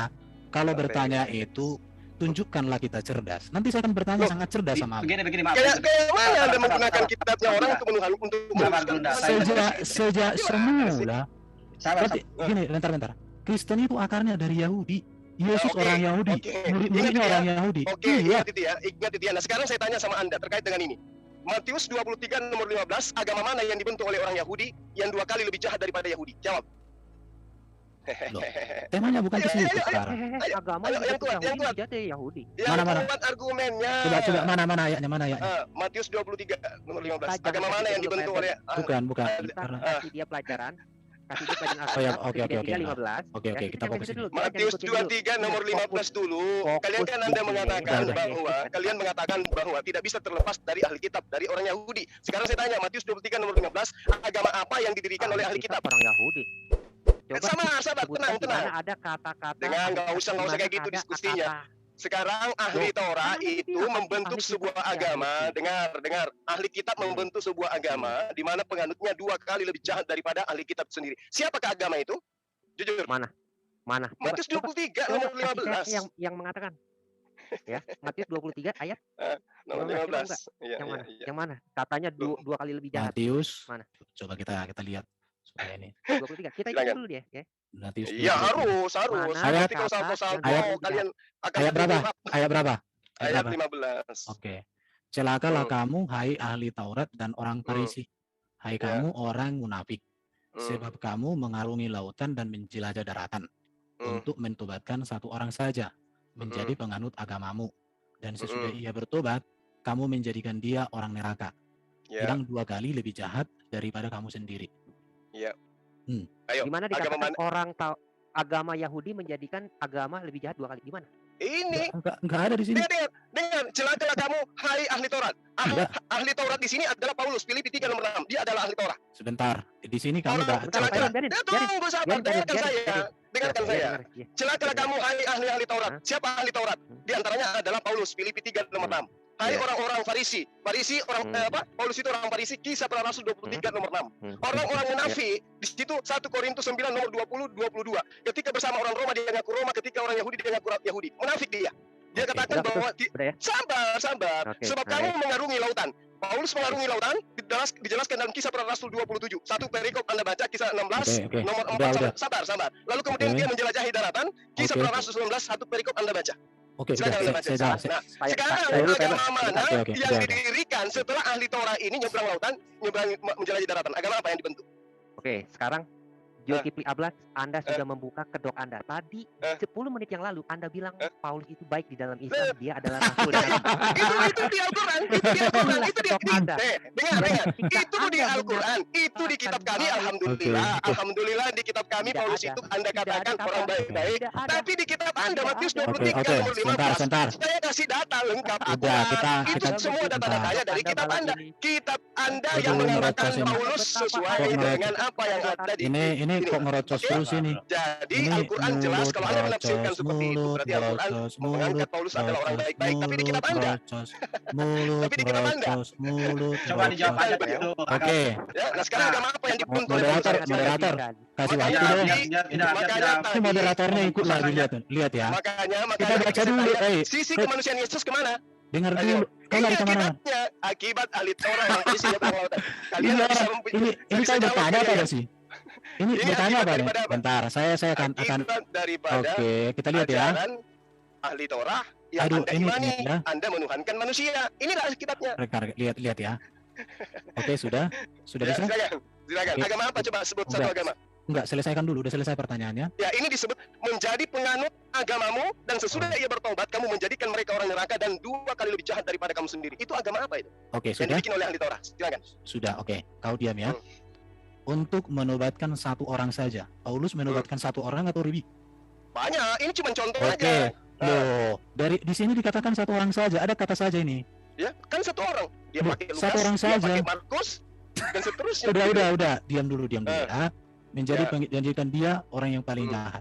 Pertanyaannya, apakah ayat ini menuju kepada Paulus? Mari kita lihat. Bentar. Dia menyeberangi lautan. Lihat, oke. Sekarang dia mendirikan agama. Apalagi? Moderator di mute dong. Udah malam ini. Enak kali. Kok pakai mute? Enggak, karena bos. Gini lihat. Yesus. Bantah saya. Yesus lahir. Sisi kemanusiaannya mana? Sisi kemanusiaan Yesus mana? Yesus lahir tahun 4 6 sebelum Masehi. Sedangkan Paulus lahir di tahun 3 Masehi. Masa pelayanan Yesus di tahun sini. Sedangkan tahun 30-an itu Yesus sudah mati. Ini kau punya poin ini kayak lebih sakti daripada kitabmu sendiri. Oke, enggak apa-apa. Matius 23 adalah ajaran Yesus pada masa tahun 26-30. Apakah Paulus sudah termasuk di sini? Apakah Paulus sudah dapat orang Farisi siapa nih? Apakah Paulus sudah dapat disebut sebagai seorang Farisi atau ahli Taurat pada masa ini? Apakah ahli Taurat termasuk Yesus? Paulus termasuk? Seorang disebut ahli Taurat atau Farisi usianya 40 tahun. Oke. Apakah pada tahun di sini Paulus sudah usianya 40 tahun? Ya, itu urusanmu lah, itu deritamu lah, itu yang saya kasih data, yang saya kasih data sama kamu. Paulus itu orang Farisi. Dia itu ahli Taurat. Pada tahun ini kawan, apakah pada tahun sekarang ini pertanyaan saya, ahli Taurat dan orang Farisi itu membentuk agama apa rupanya? Paulus apa? Duran. Enggak. Agama yang dibentuk oleh ahli Taurat dan orang Farisi itu agama apa rupanya? Duran. Tahun 26 ini menjelajahi daratan. Gak apa-apa, kita habiskan aja waktu itu hanya main-main, gak apa-apa. Duran. Mereka orang ahli Taurat ini bikin agama apa rupanya? Pada tahun 26-30 ini kira-kira usia Paulus itu berapa, Duran? Ada nggak 40 tahun? Sabar dulu, sebenarnya usia sih. Enggak. Pada saat itu Paulus itu namanya adalah Saulus. Filipi 3 nomor 6 Paulus ahli Taurat. Di dalam Kisah Para Rasul 5 nomor 34, Kisah Para Rasul 22 nomor 3, Paulus itu mengaku murid Gamaliel, berarti dia ahli Taurat. Kalian mau gimana? Makanya saya mengatakan gini ya. Teolog dan debater paling tolol bagi saya itu kalau buta secara. Iya betul. Iya, jawab aja begini. Iya. Nah, Oke, agama Adia. apa yang dibentuk? Kalau Bentar. tahu bilang nggak tahu. Bentar. Pada tahun Agama apa yang dibentuk? 26 Itu aja sih, jangan melebar. Agama apa? Itu Dan siapa yang membentuk moderatornya agama kok di gitu Antioquia ya? itu siapa? Soalnya Anda Agama melebar, apa? sudah mulai keluar kata-kata Di yang bagus. Antioquia itu agama Lihat apa? ya. Disebut apa Pada agamanya di tahun- Antioquia yang diajarkan pada oleh Alkitab? tahun 26 sampai 30 Paulus itu berusia sekitar Masih, 23-26 tahun. Saudara Erben masih Jadi, mending saya bahas Matius pada tahun- 23 nomor 15 daripada saya Jadi, kembali bertanya pada tentang tahun ini- kemanusiaan Yesus. Jadi Kalau saya pada kembali tahun membahas ini kemanusiaan Yesus, Anda bisa pingsan. Paulus itu belum disebut sebagai ahli Taurat. Ayo, Oke, Adinda, jadi- silakan Jadi Dinda. pertanyaan itu lihat ini ya. Saya Jadi ngopi dulu. Yesus lahir di sini ya. Ini saya jelaskan. Yesus mati pada usia ini. Paulus bertobat pada usia 33 tahun. Ya, Ini oke. ayatnya. Nah, sekarang pertanyaannya Oke. agama apa yang Paulus dibentuk di Antioquia? meninggal. Paulus meninggal tahun 64 Masehi. Jadi jarak antara kematian Yesus dengan pertobatan Paulus itu kira-kira 3 tahun. Sekarang ahli kitab Oke. itu bikin agama apa, Jika kawan? ayat ini ditarik kepada Nyeberangi lautan, Paulus, menjelajahi daratan, justru bikin itu agama apa menegaskan rupanya? bahwa Paulus agama secara Oke. radikal. Oke, Allahu coba Akbar. Yang ke bertobat. pertanyaan Gunda awal tadi, yang ini kan belum Allahu terjawab. Akbar. Oke, Ya. jadi sudah Tadi terjawab ya. Bro sudah Erben, terjawab. pertanyaan Bang Halo, Ustadz Juma tadi halo, yang suara mengenai kedengeran? Yesus ya. Ya Ya, seperti baik. ketika diangkat, Mohon saya izin, pernah Pak. di sini, kebetulan saya berani mengatakan di room ini ya bahwa manusia Yesus sampai saat ini masih ada di surga. Itu Gunda Juma itu pernah dikuatkan statementnya di room ini gitu. Bahwa Ya, NYM juga akui kok itu. oh iya. Yesus sekarang adalah manusia. Makanya tadi Erben mengatakan sudah tidak ada, sudah tinggal kemuliaannya. Nah, itu perlu kita ini sepakati dulu mungkin Tabrakan di dengan room ini. dokter. Iya, Loh. dokter siapa? Iya, gitu. Murwali. Yesus Anda tahu nggak manusia itu apa? manusia tahu- dimuliakan tahu kan dulu. udah Manusia bilang. itu makhluk ciptaan Tuhan, anak keturunan Adam, dan itu adalah Kalau saya Yesus. manusia gimana sih? Manusia itu sudah dimuliakan, udah dikatakan dibilang dari dalam tadi. Maksudnya dimuliakan itu gimana ceritanya? Dirubah gitu. Dari sisi manusia dirubah Kalau menjadi apa? Kalau manusia Anak Maria itu kemana mempunyai perginya? tubuh, kemanusiaan Yesus masih ada, Heeh. tetapi tubuhnya adalah tubuh kemuliaan. Iya. Nah, Ya, sekarang teman-teman. sisi kemanusiaannya kemana? Ya, timer di pause dulu. Saya mohon lisannya dijaga dengan baik ya, jangan ada ad hominem sekali lagi dan jangan framing apalagi di Jangan kesimpulannya. Baik Pak Alif dan Pak Zuma dan Pak Erben dan Pak Duran ya.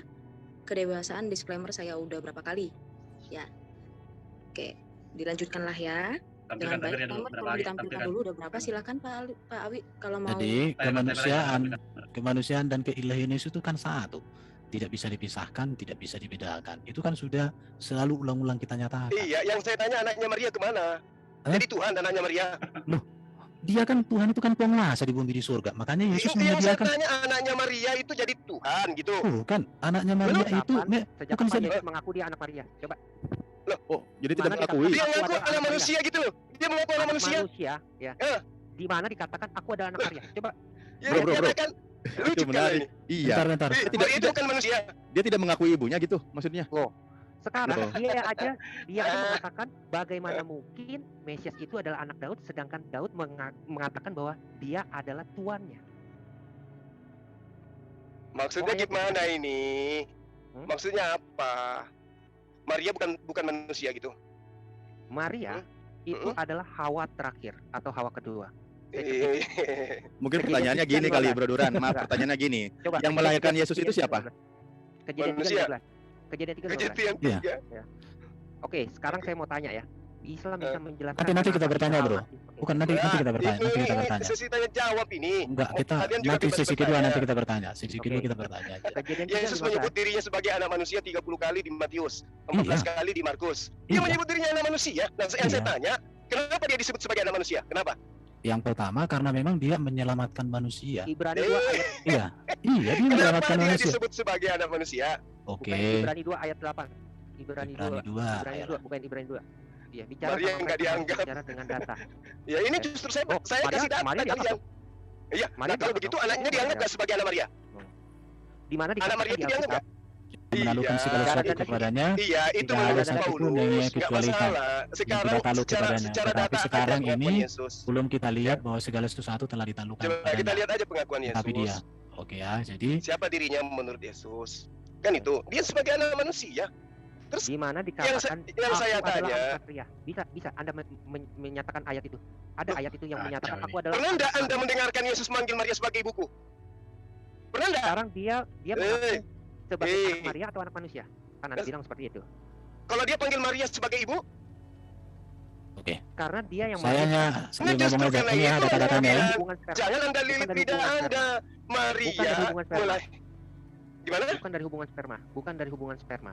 Oh, itu mujizat, itu mujizat, itu mujizat. Oke. Kenapa Itu cuma bisa mujizat. mujizat? Kenapa Isa Ini. bisa Jadi menyatakan mujizat? Itu mujizat, tidak ada Alkitab masalah dengan menyatakan. itu. Al-Quran Alkitab juga jelas mengatakan menyatakan. dia lahir tanpa ayah, nggak ada masalah kok. Alkitab Apa jelas karena dia lahir tanpa menyatakan. ayah lantas kemudian dia Tuhan? Nggak bisa begitu dong. Loh, Tanya Oke, kepada yang Yesus. ketiga ini. Dia siapa? Dia siapa menurut Kejadian Yesus? 3 ayat 15 dikatakan. Kejadian 3 ayat 15 dikatakan apa? Apa? Keturunan dikatakan dari di sana? perempuan ini akan menghancurkan kepalamu. Heeh. Ya. Terus? Kejadian 3 ayat 15 ya, dikatakan apa? Siapa keturunan Keturunan perempuan dari ini? perempuan. Iya, siapa keturunan perempuan Keturunan yang dimaksud? perempuan. Siapa keturunan Bisa perempuan nggak? yang dimaksud? Bisa gak seorang manusia dikatakan keturunan perempuan? Kamu bukan keturunan ibumu, Saya keturunan bapak saya dong kalau dari silsilah. bukan keturunan ibumu gitu. Anda keturunan ibu Anda. Ya Kenapa pastilah, pasti kenapa saya keturunan anak kenapa saya, ibu Muhammad- saya. Gimana Kenapa sih? Muhammad dikatakan Muhammad bin Abdullah? Kenapa enggak bin? Oh itu beda itu beda itu penamaan orang tua memang harus mengatasnamakan bapaknya, ipamnya harus lari ke bapak, bukan ke ibu. Loh, kenapa harus Itu lari ke beda. bapak? Kenapa Tapi harus yang lari ke bapak? kalau dikacakan Kenapa harus keturunan lari ke bapak? itu berbicara darah, bro. Berbicara darah. Sekarang apakah nggak ada Kenapa darah harus ibumu lari di ke bapak? badanmu? Kamu itu berarti jadi anak Lalu durhaka kalau Anda kamu mengatakan bilang dirimu harus bukan lari ke bapak. keturunannya ibumu. Kenapa Isa Loh, dipanggil? gimana sih? Kenapa Isa dipanggil Ibnu Maryam? Karena dia Kenapa tidak punya Isa bapak, dipanggil karena Ibnu dia tidak punya bapak. Justru dia disebut Kenapa Isa- putra laki-laki, ya putra apa anak laki-laki dari Maryam untuk mengatakan kepada manusia yang punya akal bahwa dia ini bukan Tuhan karena dia anak laki-laki. Dari siapa? Dari perempuan, manusia bernama siapa? Maryam. Akalmu di mana, bro? Loh, Hah? Apa lagi? bukankah- Dia bukankah dikatakan Allah bilang- anak bukankah Allah laki-lakinya bilang Maria. panggil mereka dengan nama Anak bapak mereka? laki-lakinya Maria kok dituhankan, kawan. Nah. Nggak yang ngajarin sopo. Kenapa Anak Allah laki-laki mengatakan- perempuan ciptaan Tuhan kok dituhankan gitu loh. Kenapa Allah mengatakan panggilan mereka dengan nama bapak mereka? Lah, Bukan nama orang-orang yang mereka. punya bapak, masa kau panggil Yesus dengan nama bapak sementara bapaknya nggak ada? Loh, Gimana Isa sih? dipanggil Ibnu Maryam. Isa dipanggil Ibnu Ya, Maryam, tapi tahu Allah nggak bilang Ibnu itu panggilan apa? mereka dengan Ibnu nama itu bapak mereka. artinya anak laki-laki. Waktu habis. Waktu habis. Moderator, tolong. Ya, Di, Timer udah silakan. habis. Oke.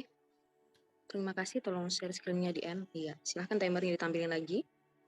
Baik, sekarang giliran kekristenan TikTok 20 menit untuk bertanya kepada musim selama 20 menit. Silahkan dari Pak Duran dan Pak Erwin. Silakan Bro Duran, monggo.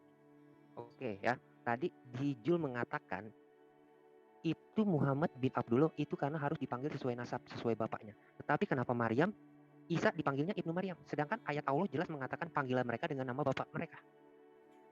Alkitab Ya, dengan karena jelas Nabi Isa tidak punya bisa bapak, bro. menjelaskan. Gimana sih? Yang Isa punya nggak punya bapak bapak. aja yang dipanggil berdasarkan bapaknya. Yang tidak punya bapak masa mau dipanggil dengan bapaknya gimana sih? Kenapa Paulus Isa nggak sendiri, punya bapak? Paulus sendiri bapaknya Kenapa siapa Isa nggak namanya? punya bapak? Paulus. Kenapa Paulus Isa namanya siapa nggak punya bapaknya? bapak? Kenapa Isa nggak punya bapak? Ya Ya, itu sudah kan dijelaskan dalam Al-Quran. Semisal penciptaan Isa itu sama seperti Iya. Adam. Adam punya bapak nggak? Ayo. Adam itu manusia pertama. Nah makanya itu dikatakan Adam punya bapak nggak? Isa itu manusia pertama bukan? Nah, justru kalau Isa bukan manusia pertama, terjawab sudah. Ternyata Isa bukan manusia pertama. Berarti dia manusia yang Adam kejuta diciptakan kali. tidak Kenapa ada dituhankan, bapak kawan? Karena dia manusia Anda pertama. mengatakan Adam Isa adalah bukan manusia manusia pertama. Oke, ada Adam manusia adalah pertama. manusia pertama. Oke, Ada Isa manusia bukan manusia pertama. Isa Iya. bukan manusia pertama. Ah. Kenapa Anda tuhankan? Anda sudah tahu dia bukan manusia pertama. Kenapa Anda tuhankan? Kenapa dia nggak punya bapak? Kenapa dia nggak punya bapak? Enggak, maksud saya Anda mengatakan Isa nggak punya bapak, apa? Ah. Bukan manusia pertama. Ah. Kalau sudah tahu Isa bukan manusia pertama, kenapa Anda tuhankan? Kenapa dia nggak punya bapak? Karena dia tidak punya bapak sampai Anda tuhankan. Dia kenapa nggak punya bapak? Astagfirullahalazim, ya Loh, dia Allah ya kenapa nggak punya Karim. bapak? Justru pertanyaan itu yang harusnya Anda sadari. Oh, Isa nggak punya bapak, padahal dia bukan manusia yang pertama. Bukan Kenapa karena dia dia tidak nggak punya punya bapak. Dia Kenapa tidak dia punya nggak punya bapak. Dia tidak punya bapak karena Maria hamil berdasarkan mukjizat. Hamil Ayo. berdasarkan mujizat untuk apa? Ya, untuk membuktikan kepada Bani Israel bahwa akulah Tuhan mampu menciptakan manusia meski tanpa ayah. Mana ayatnya? izin Ada, sambil share ada. screen ya, Mana izin sambil ayatnya? share screen ya. Silakan. Share screen. Ya. Enggak loh, ini kan Mana nah ini ayatnya? gini. Enggak, dia kan tidak punya bapak ya. Dia tidak punya bapak. idqalatil malaikatu ya Maryam innallaha yubasyiruka bi kalimatin minhu. Nah, ketika malaikat berkata kepada Maryam bahwa sesungguhnya Allah memberikan kabar gembira dengan kalimat darinya, bahwa kalimat ini Allah menciptakan Nabi Isa dengan kalimatnya tanpa ada bapak. Di mana dikatakan menciptakan dengan kalimat? Tunjukkan kepada saya ayatnya di mana katakan menciptakan dengan kalimat. Oke. Silakan ditunjukkan. Tadi sudah diulang-ulang loh ya. Tunjukkan kalau Isa diciptakan dengan kalimat ya. Tunjukkan. Ya, sabar, Nah, ini nih, ini kalimat ini berkata. Mana? Nah, ini nih. Ya, ini masalah Isa sesungguhnya ya perumpamaan penciptaan Isa alaihissalam bagi Allah adalah seperti penciptaan Nabi Adam. Dia menciptakannya dari tanah, kemudian berfirman kepadanya, "Jadilah," maka jadilah sesuatu itu. Nah, ini namanya kalimat ini, Bro. Ini kalimatnya apapun, jadilah gitu. Mana dikatakan Isa diciptakan dari kalimat? Ya, itu dari tidak ada menjadi ada, itulah buktinya. Segala sesuatu yang tidak ada kemudian menjadi ada. Dengar. Jadi Anda mau nambahin ayat Allah. Kok nambahin ayat Allah? Tadi giliran Paulus tidak ada ayatnya, Anda bawa ke tafsir. Giliran sekarang kami mengatakan diciptakan. Kenapa Isa itu diciptakan meski tidak ada ayatnya? Karena tadinya Isa tidak ada, menjadi ada. Dia disebut sebagai anak manusia, berarti dia adalah tadi katanya gini, Bro. Tadi katanya penciptaan Isa seperti penciptaan Adam. Isa itu diciptakan di dalam rahim Maria, Adam itu diciptakan di dalam rahim siapa? Iya, sama-sama diciptakan dari tanah. Iya, di mana diciptakan? Diciptakan dari tanah. Isa dari tanah. Oh, Isa dari tanah. Bagaimana tanah itu masuk ke dalam rahim Maria? Ya ampun, anakmu yang lahir, istrimu yang hamil itu hamilnya dari intisari makanan yang dihasilkan dari tanah, Bro. Belajar dulu. Coba ilmu kedokteran mana mengatakan bahwa wanita bisa hamil karena intisari dari makanan tanah?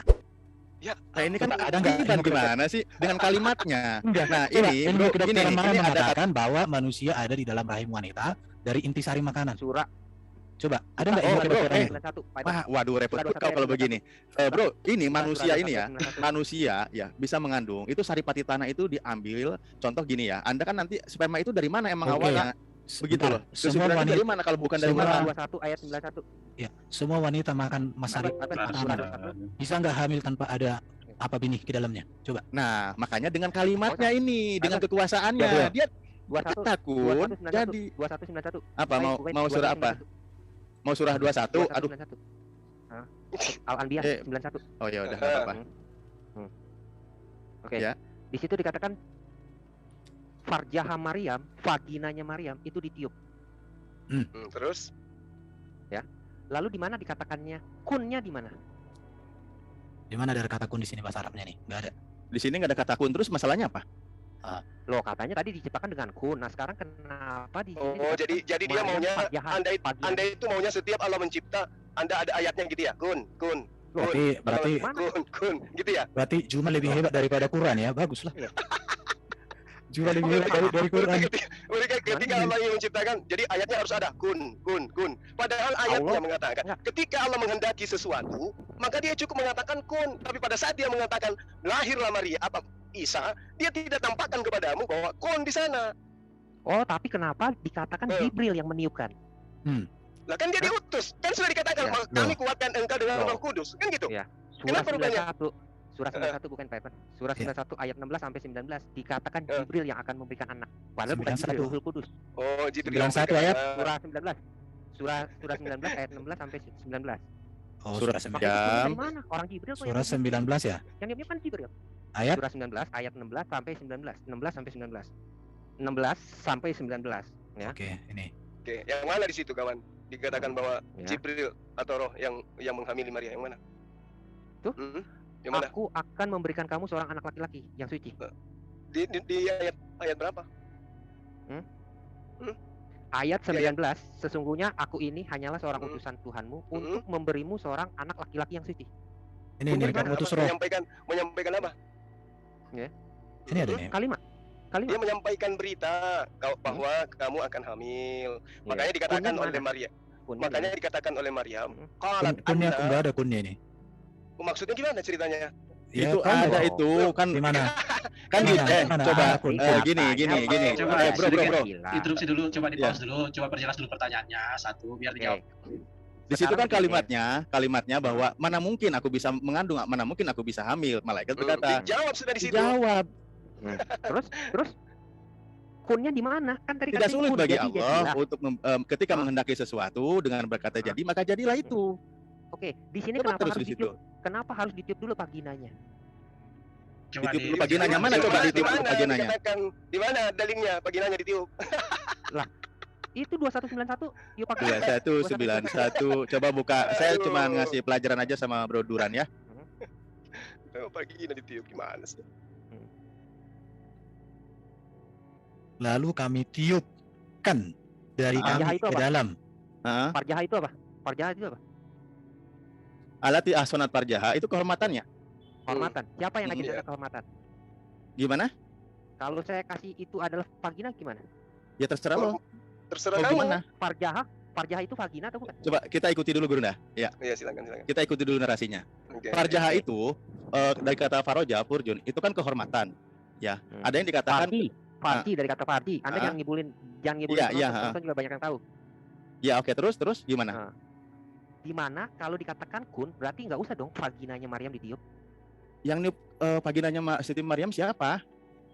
Menurut Anda siapa? Menurut tafsir siapa? Allah atau? Ya nggak ada yang meniup ke dalam Ini panci itu nggak ada. kami yang tiup di sini, kami tiupkan. Ya udah mempersingkat waktu gini ya. Ini Gini ya. kami kok, kami. Iya, di situ kan Jadi- malaikat Jibril. Tadi di surah Maryam itu kan dijelaskan bahwa malaikat Jibril datang memberikan kabar gembira. Nah, malaikat Iya. Jibril yang meniupkan ruh ke dalam rahimnya, bukan meniupkan malaikat Jibril masuk atau meniupkan ke dalam parjinya gitu loh. Ini kami ini siapa nih? Siapa nih kami nih? Yang bekerja itu malaikat Jibril, Bro. Iya, kami ini siapa? Jibril. Itu Tuhan gitu Oh loh. Tuhan, Tuhan tiupkan roh dari Allah Tuhan. Subhanahu wa taala, saya nggak pakai Tuhan lah. Oh, oke. Allah Iswiti tiupkan roh dari Allah Iswiti ke dalam Ya, parjananya yang Maryam. bekerjanya itu malaikat Jibril. Oh, jadi Yang malaikat Jibril bekerja itu malaikat bagian dari Jibril. berarti malaikat Jibril itu bagian dari kami gitu. Kok bagian dari kami gimana Ya maksudnya? kan kami yang tiupkan di sini. Ya Allah yang meniupkan, yang bekerja malaikat Jibril. Kalau Allah tidak berkehendak malaikat Jibril meniupkan, maka malaikat Jibril tidak bisa meniupkan gitu loh. Nah, Waktu kata dia- parjaha di sini jangan hanya Bro, diartikan diterjemahkan kepada kelamin wanita. Karena apa? Contoh di surah Al-Mu'minun dikatakan qad aflahal mu'minun alladzina hum li furujihim yuhafidun. Orang yang menjaga kemaluannya. Nah, kemaluan di situ konteksnya umum, mau laki-laki mau perempuan menjaga kehormatannya gitu lah. Kalau konteksnya dalam bahasanya kepada perempuan, maka dia kehormatan yang berhubungan dengan perempuan. Jadi yang Kan begitu. meniup itu Allah atau Jibril? Alif. Malaikat Yang meniup Allah atau Jibril, Jibril? Allah yang Malaikat menghendaki. Jibril. Sesimpel itu kami memahami kok. Oh. Yakin lah, kenapa nggak yakin? Oke. Sekarang coba tolong dibuka tafsirnya Pak Erben. Siapa yang meniupkan? 2191 siapa yang meniupkan? Dan 6612 siapa yang meniupkan? Ya malaikat Jibril yang meniupkan. 2191, Allah tafsir yang mana berbuka? menghendaki. Tafsirnya. Coba kita lihat tafsirnya aja. Jangan kita lihat ocehan mereka. Kita lihat tafsirnya. Siapa yang meniupkan? Ini dan kami kalau di Ibnu Katsir apa ya? Malaikat Jibril bekerja. Kan dia Iya, datang kepada Maria. sama seperti Yesus, dia tidak melakukan pekerjaan selain daripada pekerjaan yang diperintahkan. Siapa yang menghendaki itu? Ya Tuhannya. Berarti Oke. yang bekerja di situ sama halnya dengan Tuhannya. Tapi pelakunya itu adalah malaikat Jibril atas perintah Tuhannya. Berarti- Dia tidak berarti melakukan kami- apa-apa tanpa perintah Tuhannya. Berarti kami itu adalah Jibril ya? Allah Iya, kadang dijelasin menggunakan berkali-kali kata ya. kami, kawan. Allah kadang menggunakan kata kami. Itu bisa diartikan pada saat dia mengikut sertakan Oke. makhluknya dalam pekerjaan, dalam sesuatu Surah perintah, Ali Imran, gitu. Surah Ali Imran 45 Apa sampai lagi? 47. Kemana lagi? Surah Ali Imran 45 sampai 47. Maria Ali Imran mengatakan berapa kepada itu? utusan itu, ya Tuhanku. Ini Ali manusia Imran mana? terjemahan keloncat lagi kemana? Ali Imran. Surah 3 45 sampai 47. Maria berbicara dengan utusan Surah itu. 3, Dan B. Maria mengatakan kepada utusan itu, ya Rob, ya Tuhanku. Hah? Di ayat berapa itu kawan? Di ayat berapa? 47. 47. lihat. Konteksnya 45 sampai 47. Oke. Oke. Yang mana? Dan Maryam berkata, 45 "Ya kan? Tuhanku," betul. Hmm. Ya Tuhanku. Hah? Yang Maria mana? musyrik. Maria musyrik dong. Maria musyrik. Ketawa dia. Jauh tadi itu sudah pernah Ya, dijelaskan. coba dibaca terjemahnya. Coba kawan baca Ini, terjemahnya. ya, Iya, Tuhanku. baca coba. Heeh. Bagaimana mungkin aku dapat mempunyai anak, padahal tidak ada seorang laki-laki pun yang menyentuhku. Dia Allah berfirman, demikianlah Allah menciptakan apa yang dikehendakinya. Apabila dia hendak menetapkan sesuatu, dia hanya berkata kepadanya, jadilah maka jadilah sesuatu. Di sini Nah, siapa ini ini? menjawab pertanyaan yang tadi malah. Loh, Udah tegas. pertanyaan yang tadi kan kami itu yang meniupkan itu siapa? Kau bilang Jibril. Tetapi kenapa Maria ngomong sama Jibril di sini? Ya Tuhanku. Ya kan Pertanyaan Jibrilnya datang menyampaikan sesungguhnya Allah Tuhanmu menggembirakan kamu, kan gitu. Nah, Enggak seperti itu, enggak seperti itu. Coba bukan 45, 46, 47. ya itu dia. Hai Iya, Maryam, 45, sesungguhnya ini kan Allah menggembirakan kamu. Ya kan? Oke. Maryam lagi bicara sama siapa? Malaikat. Iya, malaikat menyampaikan kepada Maryam. Nah sekarang Oke. gini analoginya supaya manusia yang terima dipanggil ya nggak Tuhanku itu siapa? salah ini. Yang Dengar, dipanggil gini, malaikat itu siapa? Yang dipanggil Gini, Tuhan itu siapa? sabar. Saya analogikan supaya umat Maryam terjemah bisa memanggil paham. Sabar, Dengar, sabar dulu, sabar dengar. dulu. Saya analogikan supaya umat terjemahan paham. Maryam Ketika memanggil Maryam sabar, memanggil Tuhan itu sabar. siapa? Kalian nggak paham Al-Quran. Kalian hanya baca terjemah. Iya. Sabar. Oke, sabar. Hmm. Ketika saya perintahkan kepada seseorang untuk menemui anak saya, kemudian seseorang itu mengatakan, bapakmu menginginkan kamu pulang hari ini. Terus anak saya mengatakan, waduh bapakku. Nah sekarang apakah yang datang menyampaikan kabar itu bapaknya? Ya Tuhanku. Maria menjawab ya Tuhanku, bukan ya Tuhanku. Ya Tuhanmu, bukan ya Tuhanmu, tapi ya Tuhanku. Anakku didatangi oleh suruhanku, sampaikan kepada anakku bahwa aku menginginkan dia pulang ke Makassar, jangan terlalu lama di Jakarta. Nah, anak saya kemudian mengatakan, waduh bapakku, ya bapak, kok bisa gitu sih pak? Nah, dia kira-kira yang dianggap bapak itu yang mengantarkan berita atau aku yang di Makassar? Berarti anak Anda tidak bisa mengenali bapaknya dengan benar. Kalau dia Kalau itu menganggap bahwa pemahaman utusan Anda, Anda adalah nggak apa-apa. kalau dia menganggap putusan Anda adalah Ternyata bapaknya, pemahaman Anda. loh, benar dong. Ya. Sekarang Anda mengutus sama ketika Anda murid Yesus mengatakan, ya Tuhanku, ya Bapakku, ya kan? Seketika Yesus jadi Allah di situ, ya kan? Anda mengutus Alif untuk menemui anak Anda. Alif bilang, Bapak Anda menyuruh Anda pulang. Lalu anak Anda bilang kepada Alif, ya Bapakku. Berarti anak Anda itu cacat mental secara psikologi. Oke, boleh, nggak apa-apa, nggak masalah. Tapi kalau saya memahami, tapi ketika anak saya merespon, yang direspon anak saya itu adalah perkataan saya, bapaknya, bukan. Lah pasti dia bilang, iya om, aku pulang om, gitulah ngomong. Ya itu kalau Anda memahami. Tapi ada nggak kemungkinan bahwa anak saya kalau anak aku kayak gitu, kalau anak aku disuruh pulang, ya om saya pulang. Berarti wawasan anak Anda itu nggak luas berarti. Harusnya sebagai anak yang baik, ketika diberi, dengar dulu, ketika anak itu memiliki wawasan yang baik, yang sedang disampaikan kepada dia itu adalah kehendak bapaknya. Ya kan? Terus? Ini yang disampaikan oleh Bang Alif kepada anak saya, kehendak saya kan? Nah, lalu kemudian ketika anak saya kemudian memelas, pasti memelasnya kepada saya kan? Ya kan? Makanya dikatakan, aduh bapakku, kok bisa kayak gitu sih om, bapakku? Ah, bukan berarti itu ada kata omnya? yang menyampaikan itu bapaknya kan gitu. Kok itu ada kata omnya? Gimana? Kok itu ada kata omnya? Layar Ben, boleh saya share screen nggak? Dengar. Layar Ben, boleh saya share screen nggak? Oke, Nggak apa-apa, sekarang gini saya aja ya. Ya, bukan kasihan. Analogi Anda itu cacat mental. Kasihan. Anda mengutus Alif, tetapi saya katakan Anda itu lemah kali dalam berwawasan, berlogika. Loh, Anda yang lemah kok. Anda mengutus Alif, tetapi anak Anda mengatakan kepada Alif, ya bapakku. Berarti Anda lemah di analogi, Anda secara mental. Dia sedang berbicara di situ, tapi tujuan pembicaraan terhadap dirinya itu adalah untuk bapaknya, bukan untuk omnya. Kan gitu. Iya. Biasalah itu terjadi dalam kehidupan kita. Maria mengatakan ya Tuhanku itu kepada Jibril atau kepada Allah? Kepada Allah, udah mau ngapain? Kepada Allah. Yang diajak ngobrol itu Jibril. Yang diajak ngobrol Jibril itu kan penyampai firman, makanya dia dikatakan di atasnya nih. Iya. Innallaha yubasyiruki. Dia mewakili bahwa sesungguhnya Allah memberikan kabar gembira kepada engkau gitu. Sekarang Anda kan selalu bilang tuh penciptaan Anda sama seperti Isa, kun fayakun, benar nggak? Nah sekarang ketika kun fayakunnya di mana? Sedangkan Jibril harus meniup vaginanya dulu tuh Maryam. Kamu itu tadi udah dikasih tahu juga, Jibril gak niup vagina aja. Gini. Innama amruhu idza arada syai'an an yaqula lahu kun fayakun. Ketika Allah itu hendak menjadikan sesuatu, maka dia cukup mengatakan jadi, maka sesuatu itu jadi. Nah, jadi ketika kemudian dia perintahkan, dia mau sabar. Ketika dia mau menciptakan manusia bernama Yesus tanpa ada ayah, dia tinggal menunjuk perintah. Ayo. Jadi kan Allah bilang bahwa penciptaan Adam itu sama seperti penciptaan Isa, dengan kun maka fayakun, benar nggak? Tuh ya. Adam diciptakan dengan kun ya. Iya, jadilah maka jadi. Segala sesuatu itu jadi maka jadi. Kan ada proses penyampaian firman itu kan. Surat 38:75 kenapa Allah bilang apalagi diciptakan dengan tangan dia? Surat 38 ayat 75. Kenapa Allah bilang Adam diciptakan dengan tangannya? Mau bahas Nabi Adamnya apa mau bahas Nabi Isa-nya? Oh, gue bahas kunnya dong. Ya, gue bahas kunnya. Surat 38 ayat 75. Nah, kenapa Allah bilang dia menciptakan Adam dengan kedua tangan dia, bukan dengan kunnya dia? Gimana itu? Ya kan dengan kehendaknya, bro. Gimana sih? Kehendaknya. Lah iya makanya tadi kalimatnya kan idza qada amrun syai'an ayakula lahu kun fayakun atau inama amruhu idza arada syai'an ayakula lahu sesungguhnya kehendakku sesungguhnya urusanku ketika aku menghendaki sesuatu maka aku berkata jadilah maka jadilah. Nabi Adam diciptakan melalui tanah yang umumnya manusia berproses biologis dari tanah tanpa hubungan biologis jadi karena kehendaknya ditiupkan rohnya. Anda bisa baca apa enggak? Anda bisa baca loh apalagi mana coba sini searching dari bahasa asli sampai terjemah sini saya. Ya dari asli sampai terjemah untuk membuktikan saya bisa baca coba. Qala ya iblis ma mana aka antas juda lima khalaqtu biyadayya astakbarta am kunta minal alamin. Oke? Ya, mana terjemahnya? Mana kunnya? Kunnya di sini kan bukan tentang di sini emang sedang ngomongin kun. Ini dengan tanganku. Berarti kau enggak nyimak pertanyaan. Lah iya kan ada kehendaknya di sana. Jadi mana ada kehendak di sini? Mana kehendak jadi? Mana ada kehendak jadi? Emang Tuhan menciptakan Adam tidak berkehendak? Di situ artinya kuasaku. Bukan Kuasaku. kita sekarang. Kok lucu sih lo ini gimana sih? Dengan kuasanya dia. Dengan tanganku sendiri, dengan kuasaku sendiri. Oh berarti bukan kun sekarang? Lah itu kan dia kun, itu kan tergantung dia kun.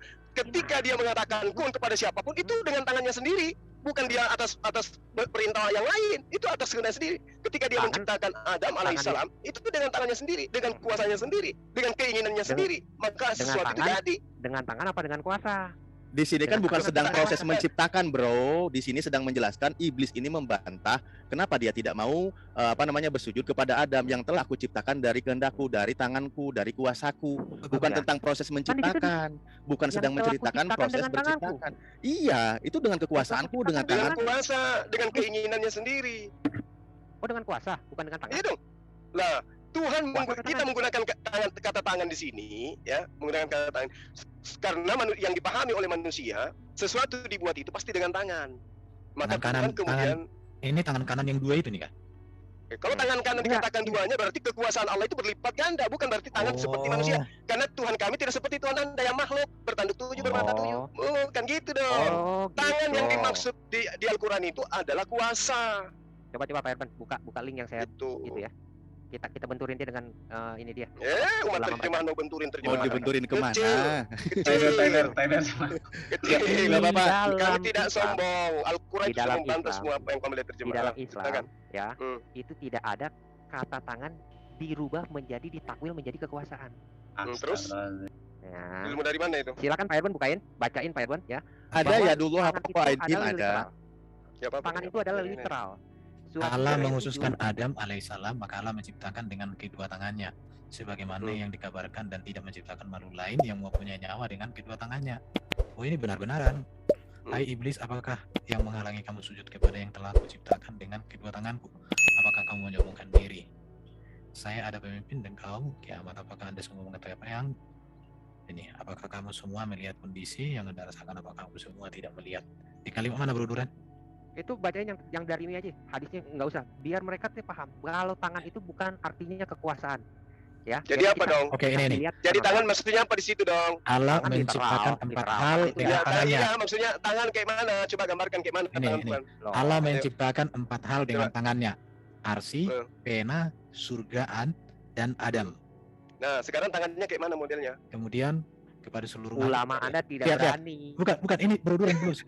Kemudian tangan Allah itu kayak mana gitu. Ya. Kok dikatakan ulama Anda tidak berani? Di mana sih? Kan kami kajiannya para ulama. Bukan. Ini kalau dibaca kajian Anda yang bukan Islam tetapi ini kalau dibaca ini dengan kalian baca dong ini. Allah menciptakan empat hal dengan tangannya: arsi, pena, surga, dan Adam. Kemudian berfirman kepada seluruh makhluk, jadilah maka jadilah. Jadi ada empat hal ini dicipta dengan tangan. Yang lainnya dengan berfirman. Jadi kalau Adam diciptakan dengan tangan, dengan penciptaan Isa udah beda dong. Iya, tangan Tuhan itu kayak mana coba? Tangan Tuhan kayak mana dulu Erben? Tangan Tuhan kayak mana maksudnya? Saya nggak tahu. Ulama Anda bilang jangan kita bayangkan tangannya seperti apa. Nah itu dia makanya aku tanya sama kan sekarang yang Anda bayangkan adalah tangan seperti tangan manusia kan? Yang Anda bayangkan sekarang? Iya kan? Loh, saya bilang itu tangan adalah tangan, bukan kekuasaan. Iya, yang Anda bayangkan sekarang tangan apa? Ayo. Yang Anda bayangkan sekarang tangan apa? Terus kenapa Anda permasalahkan? Saya tahu bahwa Allah Anda punya dua tangan kanan. Nah, betul, tangannya kayak mana? Tangan itu maksudnya kayak mana? Kayak tanganmu? Tangan Allah Anda itu punya jari-jari, betul apa salah? Kayak tangan Anda gitu maksudnya? Enggak. Allah Anda punya jari-jari, itu betul atau salah? Nih saya kasih ke ayatnya nih yang jelas nih. Nih, ada kalimat begini kan. Ya dulu hafaqo aidihim. Iya. Waktu habis. Oke, waktu habis. Iklan dulu lah sebelum closing statement. Silakan, mana moderator kita? Ibu, siapa di mana? Sebentar kayaknya moderator kita ini. Bang Kesar. Yohana, monitor Yohana. Apa ketiduran ya?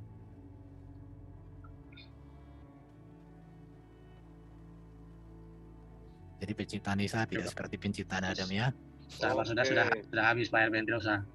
Diskusi malam ini ya di-live-kan di YouTube channel Kristen yaitu Family in Christ Official, Erben Channel dan Buah Sulung Channel. YouTube channel Muslim yaitu Debat Hebat, Debat Official, Pengamat Debat, TMC Kristen Muslim Channel, Media Dakwah Muslim Channel, MDM, Sulkifli M Abbas Official, OSI Channel, Ocok Tebas dan Al Alif Channel. Ya, kita closing statement ya. Hanya menyimpulkan narasi sesuai dengan akidahnya dan berterima kasih kepada lawan debat dan pemilik Zoom. Silakan pihak Muslim, Ustadz Alif atau Bro Juma. Silakan deh, Alif. Berapa menit kita? Berapa menit? Closing statement sesuai tema ya, Bang. Yang lancar tema tadi. Closing statement itu coba 6 menit kayaknya. 6 menit. Nikolai, silakan setting waktu 6 menit. Ya, waktu berjalan pada saat narasumber berbicara, silakan. Bentar, Anissa 171. Saya siap. Sorry. Boleh sambil share screen ya, biar ini apa namanya? Silakan. Nah, sebentar. Ya, oke. Izin share screen ya, maaf saya timpa. Ya. Bismillahirrahmanirrahim. Mengenai Nabi Isa di sini kami di closing ya, saya closing di surah An-Nisa ayat 171.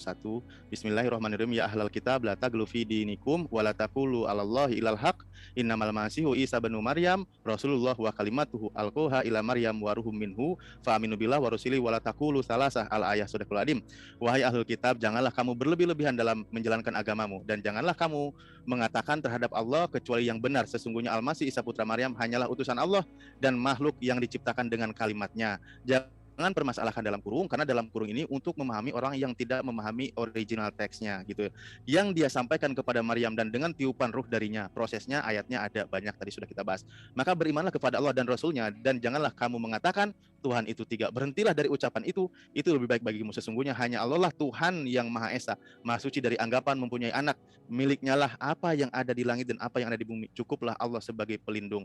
Nah, di sini tadi sudah dipertegas ya bahwa Nabi Isa itu adalah hanya sebagai hamba Allah ya, sebagai hamba Allah. Lalu mengenai masalah Nabi Isa tadi sudah jelas dikatakan, masalah prosesnya Al-Quran menjelaskan prosesnya. Proses itu melibatkan makhluknya seperti Rasulnya, Rasul Allah itu adalah salah satunya adalah malaikat, karena Allah mengutus itu di antara malaikat dan manusia. Malaikat mengutus kepada wahyu, menyampaikan wahyu kepada nabinya, wahyu Allah. Nah, mengenai proses juga bagaimana penciptaan tadi Nabi Isa dijelaskan seperti Nabi Adam. Prosesnya melibatkan Nabi Isa mengenai ruhnya. Secara logika akal sehat, tanpa hubungan biologis dia tidak bisa hamil, tetapi dengan hanya ditiupkan ruhnya, karena memang pada prinsipnya manusia itu wanita ditiupkan rahim ke dalam rahim itu ruh oleh malaikat arham namanya, ditiupkan ruh. Kehendak Allah yang mengatakan jadi maka jadilah tanpa ada hubungan biologis dengan laki-laki. Makanya di sini dikatakan Nabi Isa adalah ibnu Maryam, putra Maryam. Karena apa? Lam yalid wa lam yulad wa lam yakul lahu kufuwan ahad. Bahwa Allah itu tidak beranak dan tidak diperanakan. Tetapi dengan kuasa Allah menciptakan hambanya Nabi Isa alaihissalam melalui wanita yang suci, dia bisa hamil. Lanjut Gurunda. Lanjut Gurunda. Oke, baik. Bismillahirrahmanirrahim. Al-Quran menerangkan tentang Nabi Isa. Qala innama ana rasul rabbiki li ahabil laki gulaman zakiyah. Jadi dia adalah utusan Tuhan, dia nabi, dia rasul, lalu kemudian dia adalah manusia yang kodratnya, derajatnya didudukkan sebagai manusia laki-laki yang suci. Jadi dia laki-laki yang suci. Kalau sudah dikatakan suci, berarti dia manusia yang tidak punya celah. Dia tidak punya cacat. Ya, tidak seperti kitab-kitab yang menceritakan dia dari keturunan pesina. Atau di kitab orang-orang yang hidup di mana dia berada, diceritakan dalam kitab mereka bahwa dia ada di neraka, direbus, ditinja dan seterusnya. Kalau kita baca Talmud itu luar biasa itu. Nah, di Al-Quran dia adalah laki-laki suci. Bahkan di dalam surah Ali Imran ayat 33 sampai 34 Allah menerangkan sesungguhnya Allah telah memilih Adam, Nuh, keluarga Ibrahim dan keluarga Imran melebihi segala umat ya di masa mereka masing-masing. Sebagiannya merupakan keturunan dari yang lainnya dan Allah Maha mendengar lagi Maha mengetahui. Nah, di sini diterangkan oleh Allah bahwa Allah mengutus sosok Nabi kepada Bani Israel sebagai pertanda yang dibekali dengan tanda-tanda mujizat, dibekali dengan tanda-tanda kekuasaan. Kuasa dalam arti kata dia mampu memperlihatkan kepada Bani Israel bahwa dirinya itu tidak sesuai yang dituduhkan oleh mereka. Inilah yang diterangkan oleh Al-Qur'anul Karim, bahwa Allah Subhanahu wa taala mengatakan bahwa kalau Zalika Isa bin Maryam qalal haqqil ladzi fihi yamtarun. Itulah Nabi Isa alaihissalam yang berkata dengan kebenaran, yang mana mereka meragukan kebenaran yang apa yang dia katakan. Dia katakan dia adalah utusan Tuhan, diragukan. Dia hanya kepada Bani Israel, diragukan. Dia mengajarkan untuk menyembah hanya kepada Allah, diragukan. Dan kemudian dia mengatakan bahwa hidup kekal itu adalah la ilaha illallah, inni Rasulullah, juga diragukan. Malah dia didudukkan kemudian sebagai Tuhan itu sendiri. Padahal Al-Quran menerangkan, dan ingatlah ketika malaikat Jibril berkata, hai Maryam, sesungguhnya Allah telah memilih kamu, mensucikan kamu, dan juga mengistimewakan kamu atas segala wanita di atas muka bumi ini. Itu diterangkan dalam surah Ali Imran ayat 42. Lalu kemudian Nabi Isa alaihissalam juga diterangkan oleh Al-Quranul Karim bahwa kedudukan beliau adalah sebagai hamba Allah yang diberi nikmat kepadanya berupa kenabian, dan dia dijadikan sebagai bukti tanda kebesaran Allah melalui perantaraan beliau kepada Bani Israel. Lalu kemudian diterangkan dalam surah An-Nisa ayat 171, sesungguhnya Al-Masih, anak laki-lakinya perempuan bernama Maryam itu hanyalah utusan Allah, kalimat Allah yang ia kirimkan kepada Maryam, dan juga roh dari Allah Subhanahu wa taala. Jadi kami umat Islam kemudian mendudukkan Nabi Isa, anak Maryam yang datang kepada Bani Israel, hanya sebagai nabi, sebagai rasul, yang sebagai pertanda kepada Bani Israel, sekaligus sebagai bukti kebenaran bahwa setelahnya akan datang sosok Nabi Khatan Nabiyyin yang mengembalikan kedudukannya seperti yang dia terangkan sendiri kepada Bani Israel bahwa dia hanyalah rasul dan juga nabi. Ya Bani Israel, inni rasulullahi ilaikum. Saya adalah utusan Allah kepadamu, wahai Bani Israel. Demikian. Makasih. Waktu habis. Terima kasih narasumber Muslim. Closing statementnya giliran 6 menit untuk narasumber Kristen. Dulu ya. Ya, monggo. Pak Herman, tolong bukain Pak Herman. Ya, apa yang Dari mau tadi mereka selalu bicara tentang diciptakan sama kayak Adam. Kita sudah membuktikan Adam diciptakan dengan tangannya, bukan dengan kun. Ya. Lalu kita lihat di dalam hadis apa kata Muhammad tentang Isa Al-Masih. Ini Apakah diciptakan? mau dilanjut apa gimana diskusinya? Loh, bukan closing statement. Tenang aja, nggak usah nyaut-nyaut dulu. Oke, bukain Pak Herman, ya. Jadi Isa itu bukan diciptakan dengan kun, tetapi Isa itu adalah firman itu sendiri, kalimat itu sendiri, bukan diciptakan dengan kalimat, ya. Oke, tolong bacain Pak Herman. Saya udah agak langur.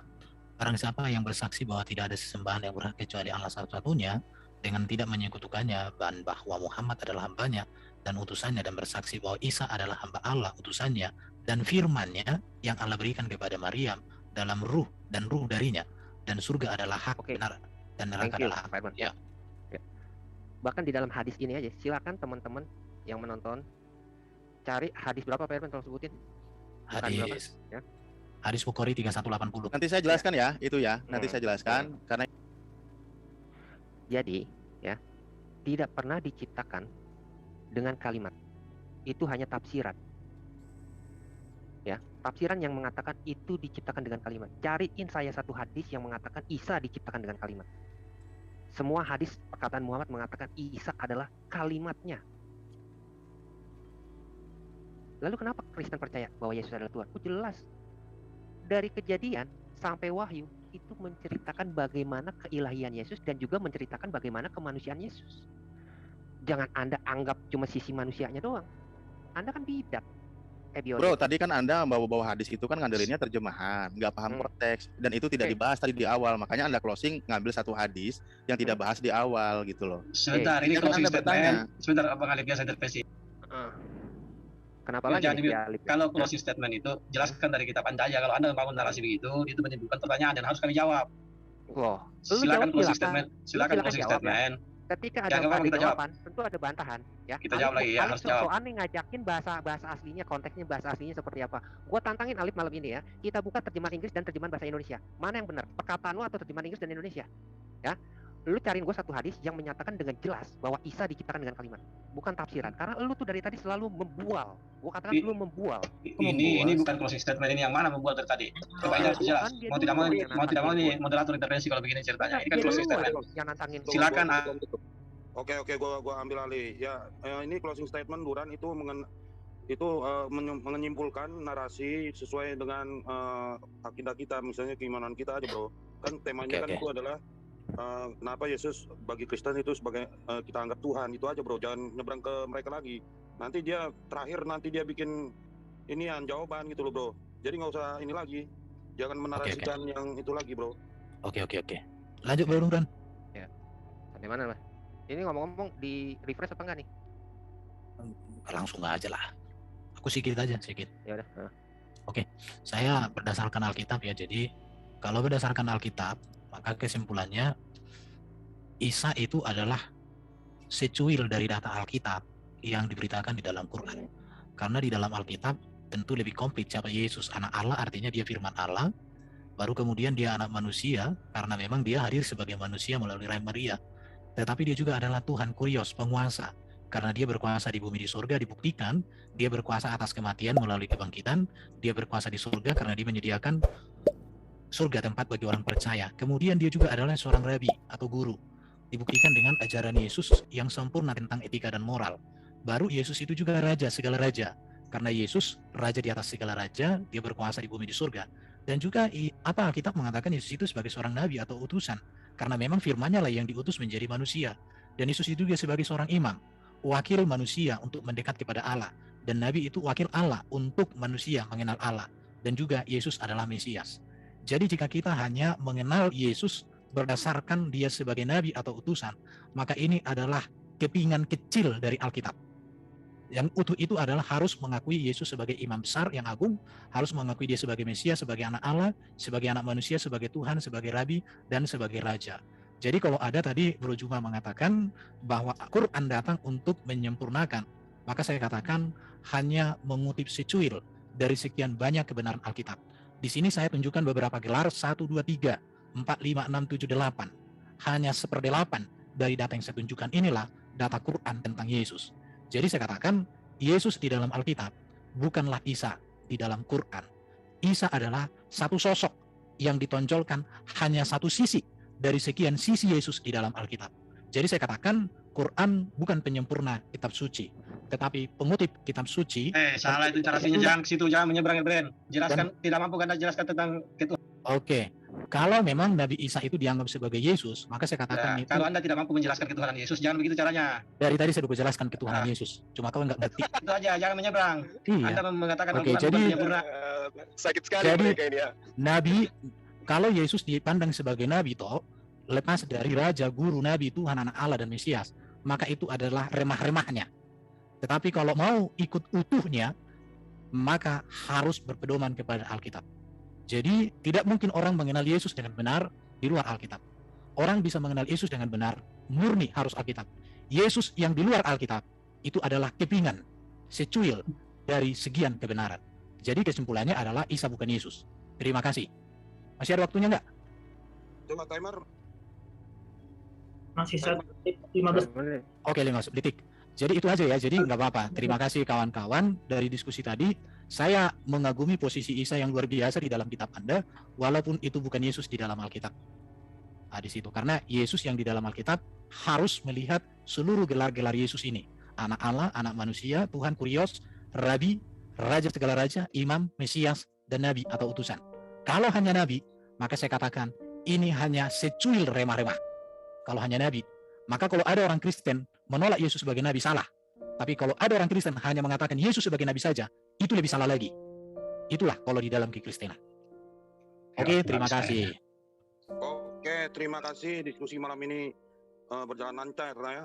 Ya, terakhir iklan yaitu diskusi ini di-live-kan di YouTube channel dari Kristenan adalah Family in Christ Official, Buah Sulung, dan Erben Channel. Dari pihak Muslim, YouTube channelnya yaitu Debat Hebat, Debat Panas, Mari Berhijrah, Official, Pengamat Debat, TMC, Kristen Muslim Channel, MDM, Media Dakwah Muslim Channel, Zulkifli, M. Abbas Official, OC Channel, Ucok Tebas, dan Al-Alif Channel. Terima kasih narasumber, terima kasih moderator, baik Muslim dan Kristen.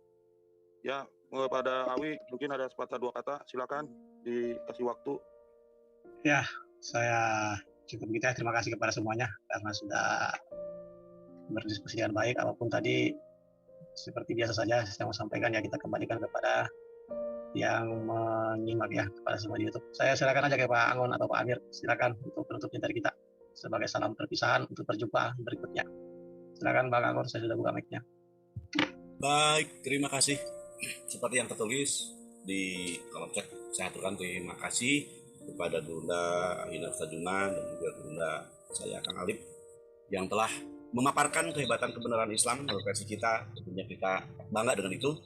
Ya, terima kasih Anda tetap konsisten dengan keagamaan kita, kehebatan-kehebatan yang ada dalam Quran kita, Allah Subhanahu wa taala, Nabi Muhammad SAW. Itulah kebanggaan kami. Semoga lisan yang Ahina sampaikan kepada saudara-saudara Kristen akan menjadi penyebab datangnya datangnya hidayah asbab, ya, topik kepada saudara-saudara kita. Tentunya di sini tidak ada paksaan dalam beragama pada manusia puji. Sudah jelas mana benar mana salah. Dan ini saya serahkan semua kepada para netizen, ya, yang insya Allah ada di live chat dan juga kita yang hadir di sini. Kepada saudara saya yang dari kekristenan, saya terima kasih telah memperoleh keilmuan, ya, yang tentunya di sini kita sedang memperoleh betapa keyakinan ini diutarakan dengan kalimat-kalimat yang piawai, ya, yang bisa mencerahkan, membangun kesadaran, kepahaman, dan insya Allah ya tentunya akan mengagungkan keagamaan kita masing-masing. Kalau emang ini agama, insya Allah Islam adalah agama Islam, agama Allah, agama Rasulullah, agama yang benar-benar di dalamnya ada peraturan, sistem, dan pedoman. Sekali lagi itu Kang Kaisar, sekali satu terima kasih. Insya Allah untuk ke depan kita jalin senantiasa komunikasi, diskusi-diskusi yang berorientasi kepada pemaparan, penjelasan, ya, narasi yang dibangun dengan orientasi keilmuan tentunya. Makasih Kang Alwi telah menjadi moderator dari kami untuk tetap menciptakan ketenangan, kestabilan, dan kondusif yang terjadi. Terima kasih. Assalamualaikum warahmatullahi wabarakatuh. Waalaikumsalam warahmatullahi wabarakatuh. Ya, bagi yang punya YouTube channel bisa di-edit semuanya. Oke, sebelum di-edit kepada semua pemirsa yang ada di YouTube, saya bersama Bang Kaisar ya, mewakili kedua belah pihak narasumber. Mohon maaf jika ada salah-salah kata dari narasumber kami, baik Muslim maupun Kristen, yang mungkin menyinggung perasaan kita masing-masing. Ini hanyalah dialog untuk memperkuat silaturahmi ya. Begitu ya Bang Kaisar ya? Iya, betul. Oke, terima kasih. Oke, teman-teman, saya pamit ya. Teman-teman, terima kasih. Mohon maaf kalau ada kata-kata yang tidak berkenan. Oke, makasih. Yuk, selamat malam. Silakan di-off semua live-nya, menara siar Muslim, dan kita keluar ya di-off live-nya karena mungkin teman.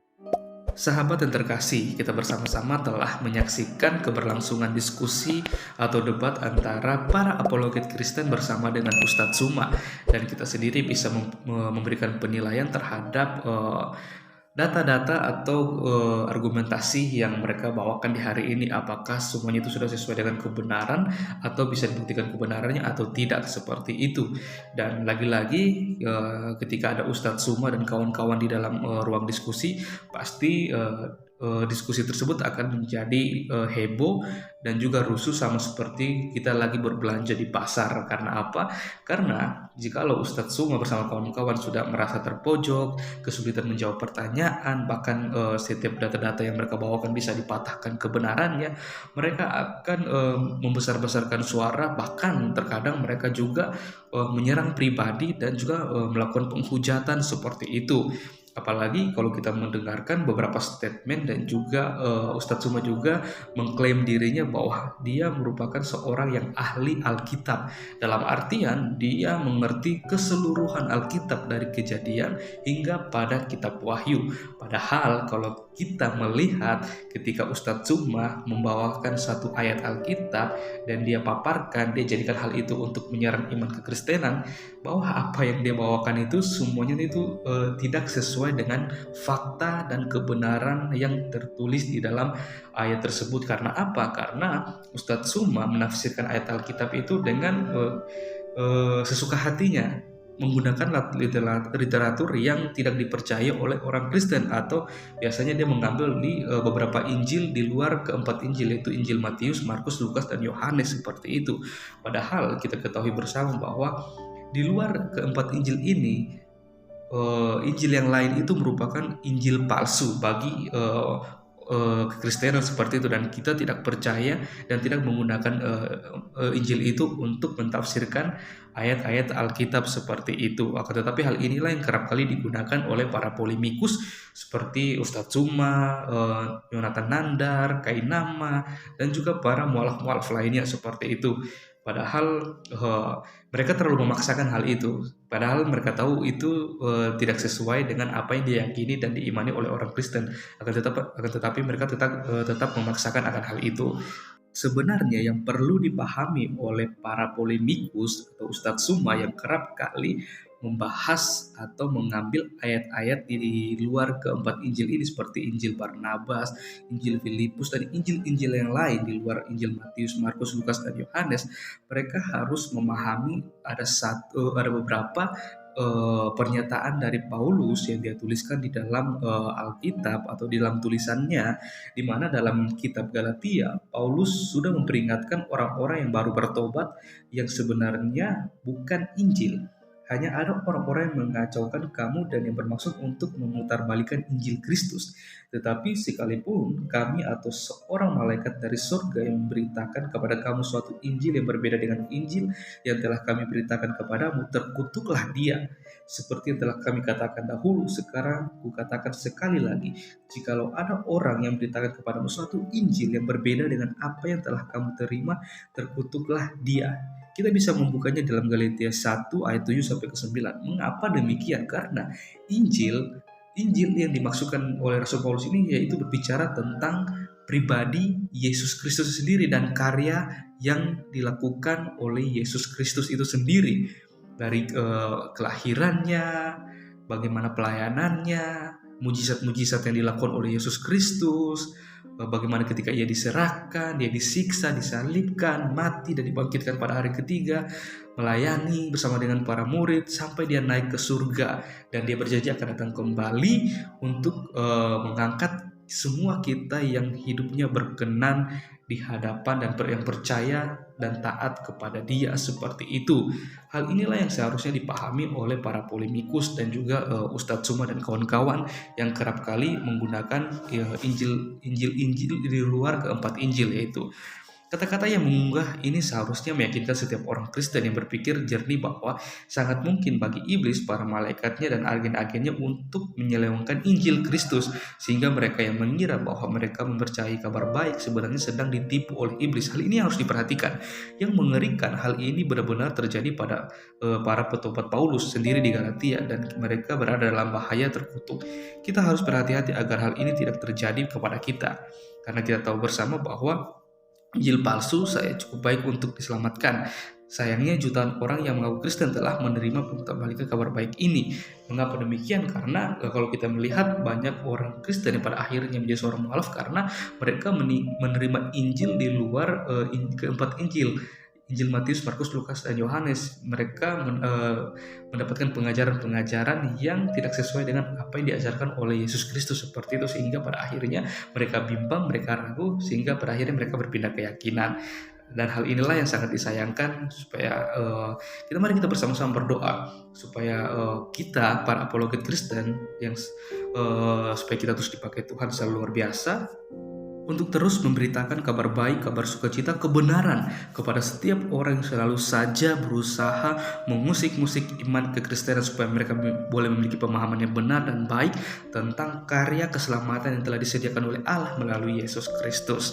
Oke teman-teman, untuk itu saya mau mengajak kita semua untuk mengambil waktu untuk berdoa supaya kita semua para apologet Kristen dimanapun mereka berada, dan juga bagi para pendengar Injil, mereka boleh digerakkan hati dan mereka bisa melihat kebenaran yang sesungguhnya.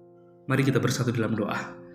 Kami bersyukur kepadamu ya Tuhan, Allah kami yang hidup, yang kami sembah di dalam nama Tuhan Yesus.